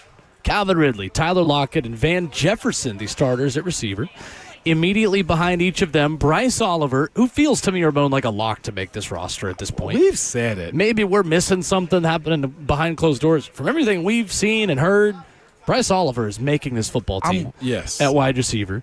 Chimray Dike and Elikaya Manor joined the second-year product from Youngstown State on the second line of Brian Callahan's unofficial initial depth chart. Behind those 6, Jaquan Jackson, Mason Kinsey, and James Prochet. Then Matt Landers, Xavier Restrepo, TJ Sheffield. Xavier Restrepo has an uphill climb to make this football team, doesn't he? We said that. Like, this is the same way we're speaking about the outlook for this season. It's the same conversation around Xavier Restrepo. Restrepo is a guy, man, respectfully I say this, that was in a school long enough to gain the notoriety that he did, because those guys in Miami usually leave sooner. Do I deny that he can make a roster? Absolutely. I think this guy can play. I do. But there comes a point in time, Will, where his measurables will show. His ability to make plays needs to overshadow that a ton. And right now in training camp, Will, it hasn't. Now, there's also the practice side of it, and there's then the game side. Now, it's the question of when we look at how this is made up, especially when you have Bryce Oliver, number 4, basically. Can he outspeed somebody on special teams? Can he outwork somebody? He's not a small, fragile guy. He's a thicker body wide receiver, so there's opportunity for him to be on punt or punt block or kickoff return. Where does he utilize those things? Not to be on practice squad, but to make the 53-man roster. Mm-hmm. After watching training camp and being around for the offseason program, Ramon, and seeing Bryce Oliver's growth, I can see the vision on why they let Nick Westbrook-Akine go more clearly today than I could back in the spring. Yep. Because it really does feel like Bryce Oliver is primed, if he stays healthy, to become the new NWI. Yeah, I see that being the case, too. And here's the thing about him, man. He's got the speed, he's got the size, and I think he wants to do special teams that way, too. I think he takes pride in it. Yeah. I absolutely agree with that. We heard this spring, was it Coach Callahan and Coach Fossil, man, that brought up the idea that Bryce is one of those core guys. Like, we got the answers to the test That's then. Right. That's why, like, yeah, I'm going to call him a lock. He making the 53-man No, roster. I think he essentially at this point is, too. I'm going to jump out there. Another pleasant surprise, too. You brought him up just a second ago, and that was, the idea that Van Jefferson. We didn't have him as a lock back in the spring when we did roster locks and guys that are up in the air. Did not. Absolutely did not, Will. That was a pleasant surprise, but I think when training camp got started, we both and everybody, I think, have shared the same sentiments about Van Jefferson. Like, he's not just a nobody. Right. He can play football, man. So good on him for – that's the first time in a while that he can be considered a starter, I feel like. Sure. Former Vol Gabe Judy Lally listed as a backup on both the outside at the cornerback position behind Darrell Baker and the nickel position behind Roger McCreary, showing off a little bit of his versatility. Jeremy Fowler reported yesterday the Titans may look to add corner help as well as pass rush help in free agency, and reading between the lines on the waiver wire as well as training camp continues. James Williams listed as the starter at inside linebacker alongside Cody Barton. Again, if you've been listening to us, no surprise there in a competition that really was a competition when camp opened, but doesn't look like much of one right now with the way James Williams has taken the reins of that position. Ramon, as you look at this depth chart and you look at this team as they fly to Tampa Wednesday afternoon to practice with the Bucs on Thursday and play preseason game 1 Saturday, what is the most interesting position battle on the Titans roster right now? The most interesting one?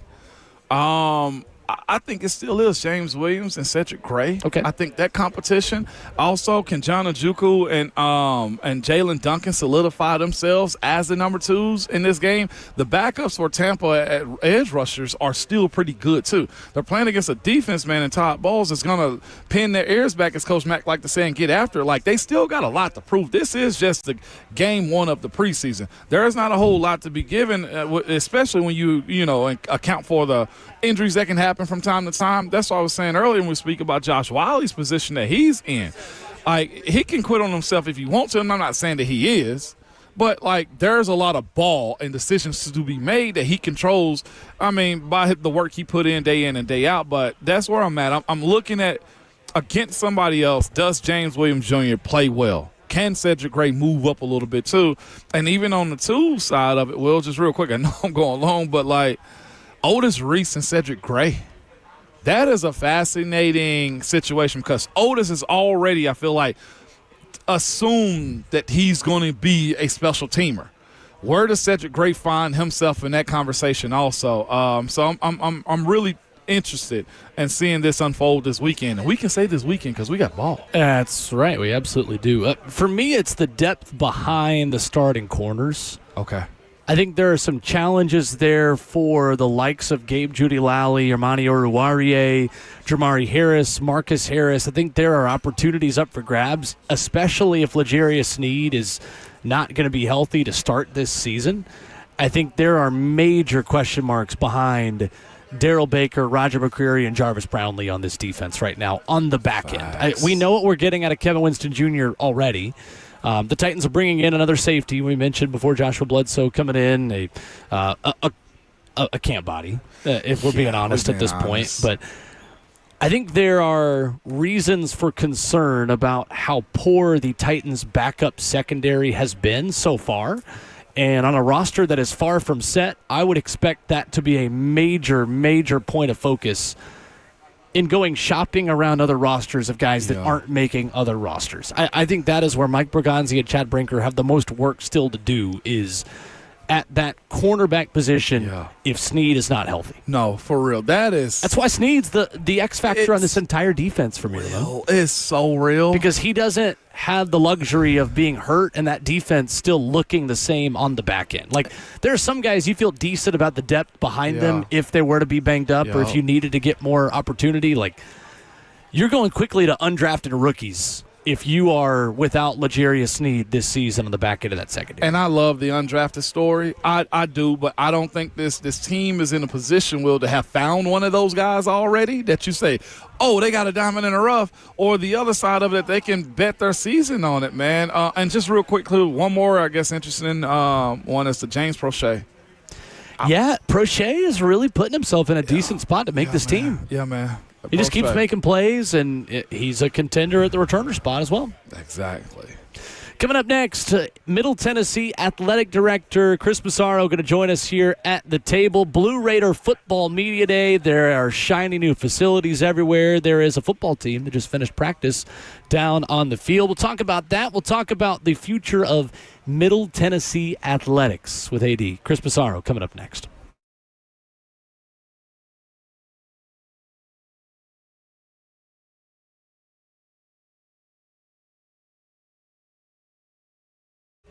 It's Ramon Foster for Prince's Hot Chicken. Man, Prince's is the Nashville hot chicken, okay?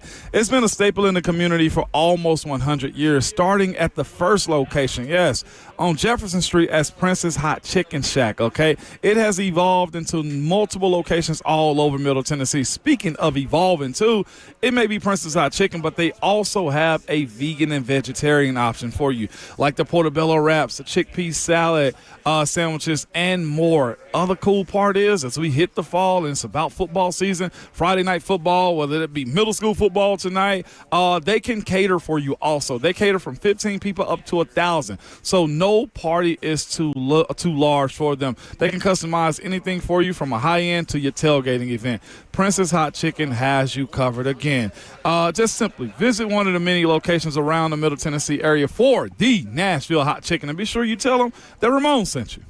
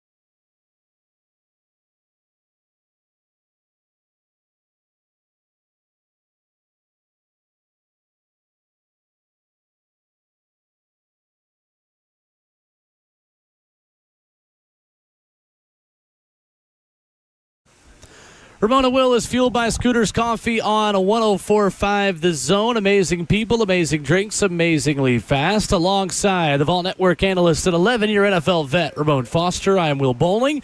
Pleased to be joined this morning live from Blue Raider Football Media Day. Middle Tennessee Athletic Director Chris Massaro, kind enough to sit down with us. Chris, good morning. How are you?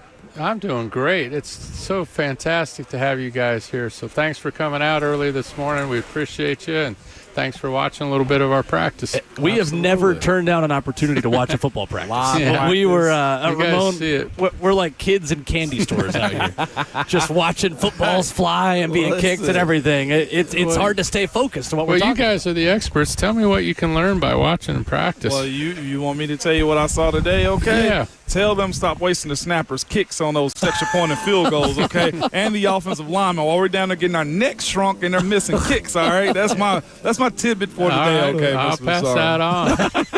I will pass that on. They want to be treated like football players. Spoken like a good offensive line. Yeah, man, that's the guts of the team right there. They praise him for putting it through the H's, but we're the ones taking the hits up front. Yeah. Well, what are we doing here? You know. In all seriousness, though, Chris, that there is a tangible excitement and energy around this team and around this program. It's hard not to get excited about Middle Tennessee football under head coach Derek Mason. It was really good sitting down with him this morning, and just the continuity, what this program, what this team brings back in an era where that's so rare in college football. You can tell there is energy based off of guys that chose to come back and play another season under Coach Mason. Yeah, and I think we've got the best quarterback in the league coming back, and that's, as you guys know, in college football, that's about everything. It is. And so with Nick and his experience, and the other thing that I like about Nick is he's had his highs and he's had his lows. He's been MVP of the Bahamas Bowl, so he had a tremendous game in a big game kind of situation. And then, last year he went 3-9, and nobody had fun going 3-9. And we couldn't protect him and we couldn't do things up front to help him. So he's got a whole new offensive line in front of him now. And so I'm expecting big things out of Nick, but I think this team really reflects Derek's personality. It's year 2. Mm-hmm. Most of these guys now have been with him for a couple years, so they know him. He knows them. Teams take on the personality of the head coach, and I think you're going to really see that this year. Chris Massaro, Middle Tennessee Athletic Director, with us this morning on Ramon and Will. Where have you seen Coach Mason kind of grow and adjust from year 1 to year 2? What's it like watching him work behind the scenes? Yeah, and, he doesn't change a whole lot, and what you see is what you get. And I think that's a really important characteristic of a coach, is that kind of personality of consistency. And it doesn't matter if you're quiet. It doesn't matter if you're rah-rah. But players, they can't adjust if you're one way one day and the next day you're somebody We're different. Emotional. Yeah, I mean, you need that. You need that consistency. And you look at the great coaches, no matter what sport they coach, they all are true to their personality. I agree. And Derek exemplifies that. And so I think that's one of the big things you get with Derek Mason, and you get that contagious enthusiasm. He does a really good job reaching out to our community. He does a good job of telling the players, like, hey, this community's behind you, and telling them that they're obligated to the community as well. How cool is it by being here as long as you have and seeing this place transform itself? We walked through the newness of what you guys got here in Middle Tennessee, and it's something to be proud of, but I know it's something you guys have worked to establish here, too, as an organization and school. We did. We've worked very hard to get this building opened, and honestly, Ramon, it's about a 10-year project from when we first did our facilities master plan, and, you bring in these architects, okay, what can we do?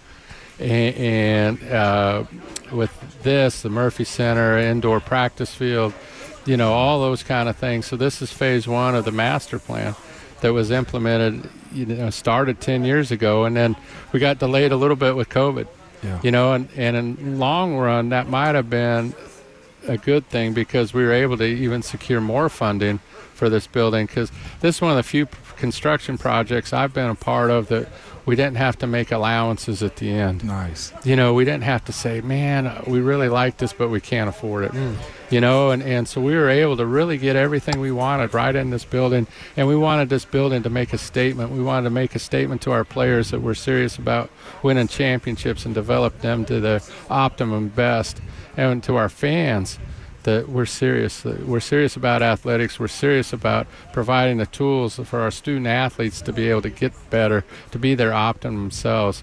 In today's world, these guys come with these dreams, and whether that's dreams of the NFL, which is we've got Kevin Byard strength and conditioning room and the Biddy Cunningham running backs room, and so you can make the NFL from here, but also in the transfer world, if they want to transfer up, as one would say, that come here and develop yourself and better yourself, and then that becomes self-perpetuating. That if people know and you get that reputation, like you come to Middle, you're going to get better, whether it's NFL or other places. We're going to be a really good football program if we can achieve that. Well, joined by Middle Tennessee State's Athletic Director Chris Massaro this morning. All right, so we talked a little bit earlier, too, about your new role, too, on the college football playoff committee, man. What does that entail? And actually, were you nervous? And you said not yet. So when does the nerves kick off? Yeah, I'm one of 13 members on the selection committee, so it's a tremendous honor. It's something I've always wanted to do, so my excitement level on a scale of 1 to 10, it's about a 14, and so I'm really excited. We've had one meeting in Chicago over the summer. I'm a new member. I think there's like 3 or 4 of us that are brand new members. We meet next week in Colorado Springs, and that's when I get my technology. So I'll get my nice big iPad. I think it's a 13-inch screen. Yeah. And I'll get all the codes to be able to watch all the games. Access to game tapes and those kind of things, coaches' tapes. So I'll be able to get all of that stuff. And so that's when the work will begin, is like that week 0, and you start watching games and those kind of things. And in the first meeting that there was a couple things that, you're not supposed to wear your logos inside the committee room. You're supposed to put your allegiances aside. And then the next thing, and I really like this, and they emphasize this, Rich Clark, who runs it, he's a retired Air Force general, former superintendent of the Air Force Academy. So you're going to pay attention to that. Yes. Absolutely. And his thing is our job is just to get it right. And that's the main thing, and that's our effort. It's too important to too many people to not do our homework, to not give our best. And it takes all 13 of us, and that's our job at the end of the day, is to get it right. And so that's what we're shooting for. It's going to be exciting, like in October, late October. That's when we fly to Dallas on a weekly basis, and that's when the committee comes up with the top 25. It's not only selecting the field, but it's also selecting the top 25, and that's how bowl matchups are born out of that too. And so it becomes really important to a lot of different schools, a lot of different fan bases. So that's when the pressure comes. Yeah. And I think the pressure, Ramon, is just to try to get it right. We have an obligation. To me, it's one of the premier sporting events of the world, and we have an obligation to everybody to get it right. It might not make this fan base happy, because they might be number 13 or whatever, and it might be a razor-thin margin. But if we all feel like, and most of the country feels like, hey, they got it right, that's the most important thing. And so we'll just deal with it as it comes. The 5th longest tenured AD in FBS, Chris Massaro, our guest, Middle Tennessee Athletic Director. You mentioned the nervousness level might be at a 14. Are you giving any hints? 14-team playoff, 12-team playoff there a little bit? Yeah, there's code. Totally. Yeah. They make it very clear, too.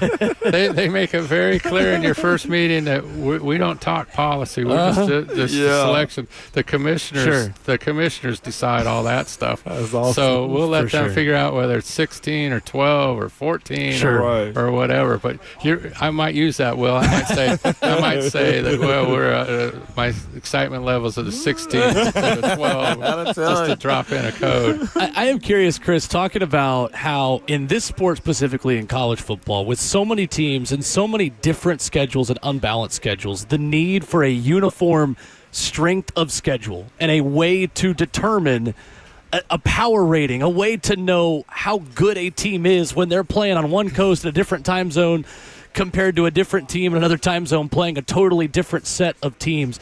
How important is that for the future of college football, having a uniform way to measure strength of schedule, team prestige, team quality? Because you could have a top 25 win in September. Tennessee beat NC State in September last year. NC State wasn't close to being a ranked team in December. It's such a challenging way to determine team quality and prestige. What kind of goes into that for you, and how challenging of a moment is this in college sports to determine strength of team and strength of record? Yeah, and I think obviously that's a buzz topic right now, and how do you measure that? And I go back to my experience. I was on the women's basketball selection committee, and just the hardest thing to evaluate, honestly, is a really good team and a not so good league. Mm-hmm. And right. How do you evaluate that? Like, I often think, like, modern day world, where would Indiana State with Larry Bird be ranked? Wow. Sure. And so that's an example of that. That was a really good basketball team. And my real world example is on the women's basketball committee is we had Wisconsin Green Bay, and they were like 32-3. Jeez. And I can't remember who their losses were with, and they didn't have the notable wins. But how do you seed those? Because not only is it fair to Wisconsin to be seeded right, Wisconsin Green Bay, but whoever their opponent is, if you get that seeding wrong, that's really unfair to the opponent. Like, we beat Michigan State. We were a 15 seed, and Michigan State was a 2 seed. And I really felt like they had us seeded wrong. Yeah, we should have been like a 13 or so, and that kind of thing. And so if you get it wrong, you're really unfair to the opponent as well. Yeah. And so those are really hard to evaluate. So the whole strength of schedule argument is really hard. I remember one time my kids, when we moved, and they were in kindergarten and those kind of things, and New England was at their height of glory, and my kid asked me a question. This was when the BCS had 2 teams, and he said, if we had Tom Brady as our quarterback, do you think we could make the playoffs? Wow. And I was like, that was a pretty heavy question. Sure. And I said, probably not. Yeah. Because we don't have that reputation, but we might have the best quarterback that ever played on our team. And so those are really, I think those are the hardest teams to evaluate. I think teams that go against, like Miami with Ben Roethlisberger, if you move them into the modern day world, how do you evaluate them, and how does that compare to an SEC team? Sure. And so those are really hard comparisons, and that's where you have to drill down on data. That's where you have a lot of football people in the room too that say, like, man, we've got 2 or 3 coaches that are on that committee. It's not all us AD bureaucrats to be able to say, hey, this is a good football team, or that quarterback's a pro quarterback. Sure. He makes a difference. So I think you got to take each team on their own, and you weigh them, and obviously strength of schedule is really important. So 2 losses in this conference might be more damning than 2 losses in another conference. So you just have to weigh it all out as it unfolds in front of you, and leave some of those prejudices behind, like what you mentioned with NC State. Right. Yeah. Preseason, they're Sure. really good, and so then you almost have to toss that result as, okay, that's just a result that should have happened, and so we'll see. We'll see. I'm eager to kind of see how it all plays out inside the room. I thought this job was cool that you have. Not anymore. Okay, just I can tell you the pressure area level's codes. one of the 24. 843, 803, 404, 504. Okay, 281 is another one also. 865. You might be getting coaches calls from all these area codes, is what I'm telling you, man. Like, I no longer want that job. Okay, Will, that's crazy. It's crazy, and if you don't get it right, if you don't do a good job, and what people don't understand too is that there's 13 members of this committee, and my guess is, and I have not sat through a year, but I would be willing to tell you, just based on knowledge that I have, that it's not always unanimous choice, and the debate that they're having on ESPN and on 104.5 is probably the same debate that's happening inside those rooms. And so I think people see things differently through different prisms, and that's why you have 13 members. So you can come at a consensus. There's a couple media members, there's 2 or 3 old coaches, there's a couple of NFL guys. Randall McDaniel's on that. Wesley Walls is on that committee. So, when we did our group photo, you can tell who the NFL guys were in the group photo. So we feel at the station, too. Yeah. But they give you a perspective that you might not have, and maybe some of us that have been in the business a long time and followed college sports as an athletic director, we have a different perspective. So I do like, unlike the men's basketball committee that's really all ADs and those kind of things, that they've tried to grab from different aspects of college football, so you get a better opinion, and chances of getting it right are even higher. Chris Massaro, Middle Tennessee Athletic Director, with us. Chris, one final one for you. Back here locally, when you look at this athletic department and this beyond just football program, how is Middle Tennessee set up for success in 2025-26 school year in the changing landscape of college athletics? Where do you all want to be different, and where do you all want to stand out in college athletics today? Yeah, and I mean, that's a great question. We've always prided ourselves in punching above our weight class here. I mean, so that's number one, that if you want to be that guy, if you want to be Rocky Balboa, if you want to be David and Slade Goliath, this is a good place for you to come. I mean, we've done it before. We beat number 25 Miami a couple of years ago at Miami. Those kind of things that can happen. Number two is that we've built facilities for you to be your optimum self, so you can come here and develop. We've got all the tools you need. You got nutrition, we've got recovery, we've got strength and conditioning, all those kind of things. And then third, which this gets overlooked a ton, is that we sit on Main Street. We are in a booming metropolitan area. The people are moving in here. Every time a high school opens up in the mid-state, we should be popping champagne corks. So if we have the facilities, the coaches, and it all comes together, why can't we be the next great one? And so it's all set up. One thing that we have over a lot of guys that have been in our conferences, whether it's Sunbelt or Conference USA, is we've got location. And we're not an outpost. And so people want to be here. They want to be living in this area. So that helps you in recruiting. That helps you with the high schools that this area is booming. And economically it's booming. We're not a depressed Rust Belt area. So the next 10, 15 years, we put these facilities together. Next is our Murphy Center improvements. We've got funding for it. We're going to change this whole face of our athletic department. And you combine that with the population growth, I mean, the future is really, really great. So I want to watch it from my rocking chair in my nursing home, just go, trying to convince somebody like, hey, I had a little part of that, kind of thing. But I'm so excited. I'm really bullish on our future. That's awesome. And people get down in the mouth a little bit about Group of Five and what's their future, and I'm just bullish on Middle Tennessee's future, and that's what I get paid to kind of articulate those visions and try to execute it best I can. I love it. I said yesterday, man, y'all need to start treating Middle Tennessee game days like Orchard Park with the Bills. Just have people jumping off tables. Keep them out. You mentioned popping champagne corks. Keep them here, Chris, is what I'm telling you. Like Derek says, we're blue collar. Yeah. We are blue collar. That's what I'm talking about. And the one thing about our university is like 80% of our student population comes from the mid-state. Okay. And when they graduate, they stay. So we represent this whole region better than anyone. 1 in 6 graduates in Nashville is a Middle Tennessee grad. Wow. And that's more than any other school. It's telling us you got to go. This has been a great conversation. Chris Massaro has been our guest, athletic director of Middle Tennessee. Chris, thank you so much for the time. Man, it's been an honor having you guys here. Thanks so much. Absolutely. And thanks for the questions. These are some of the best questions I ever get asked is when I come on your show. I love it. That's what we like to hear. Thank you. See you guys. We'll wrap up the show. More Moan and Will coming up next on 104.5 The Zone.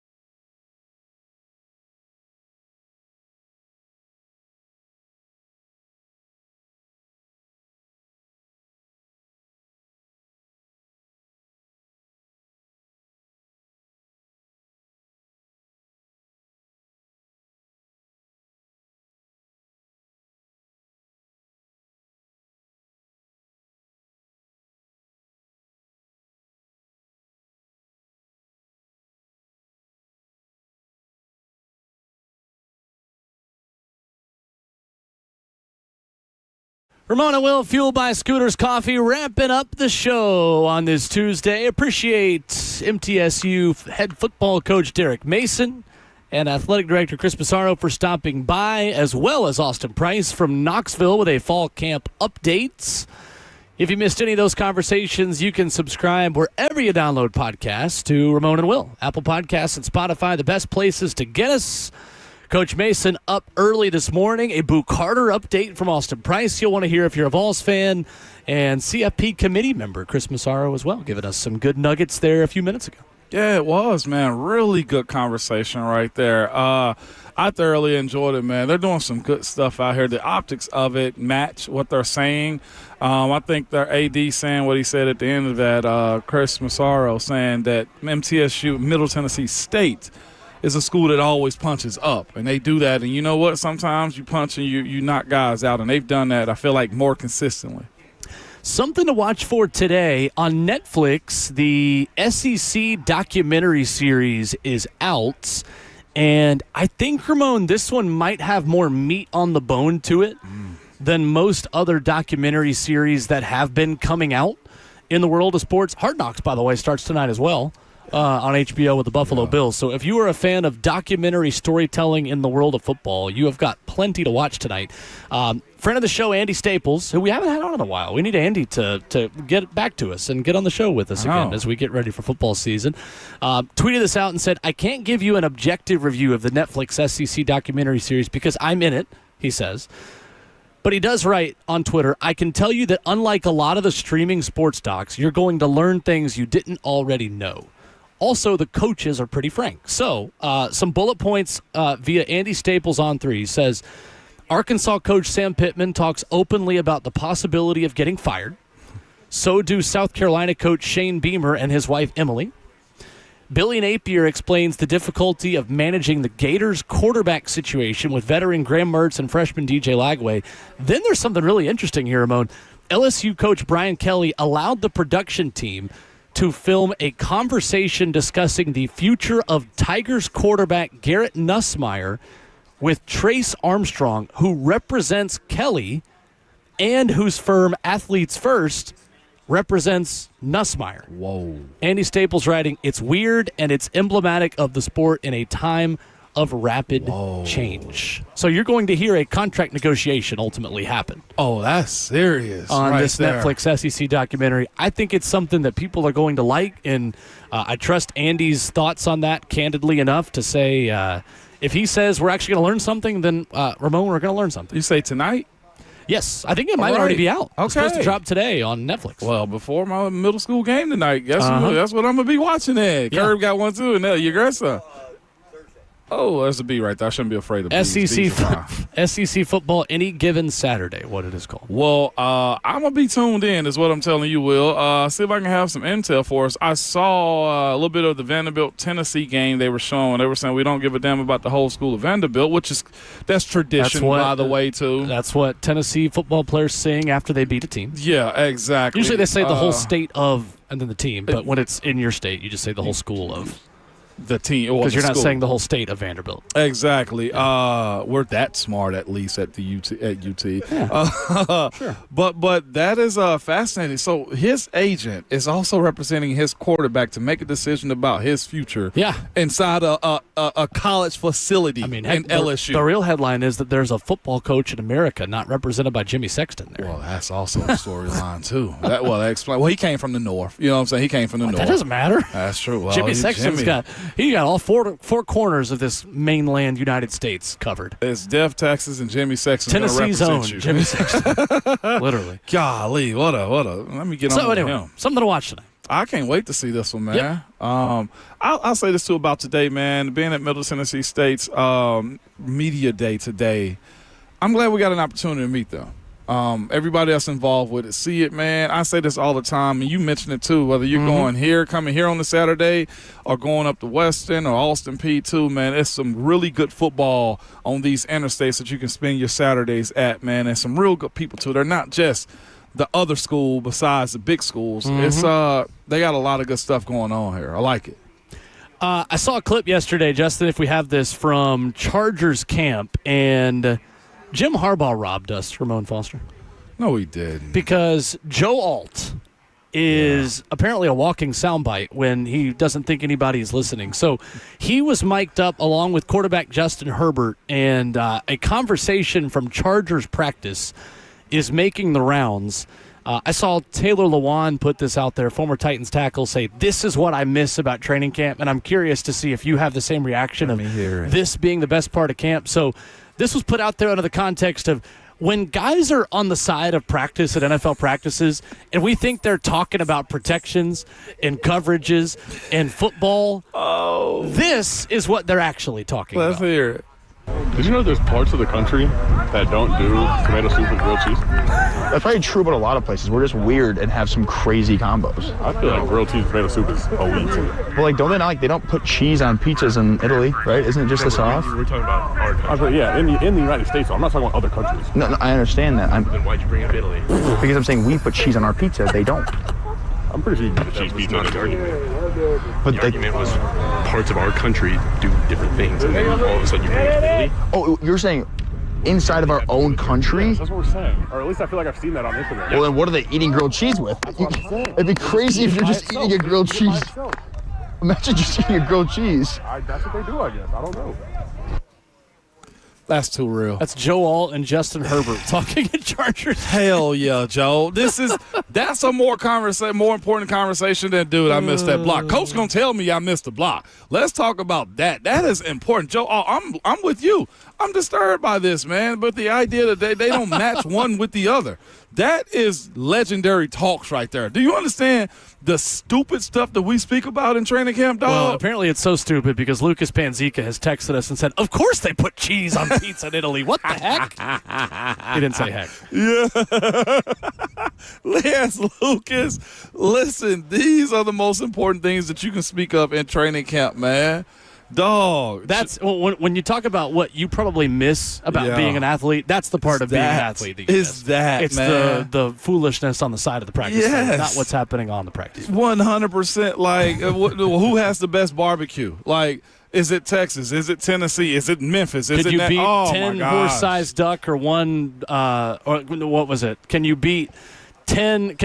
Which are the easiest to beat up? 10 duck.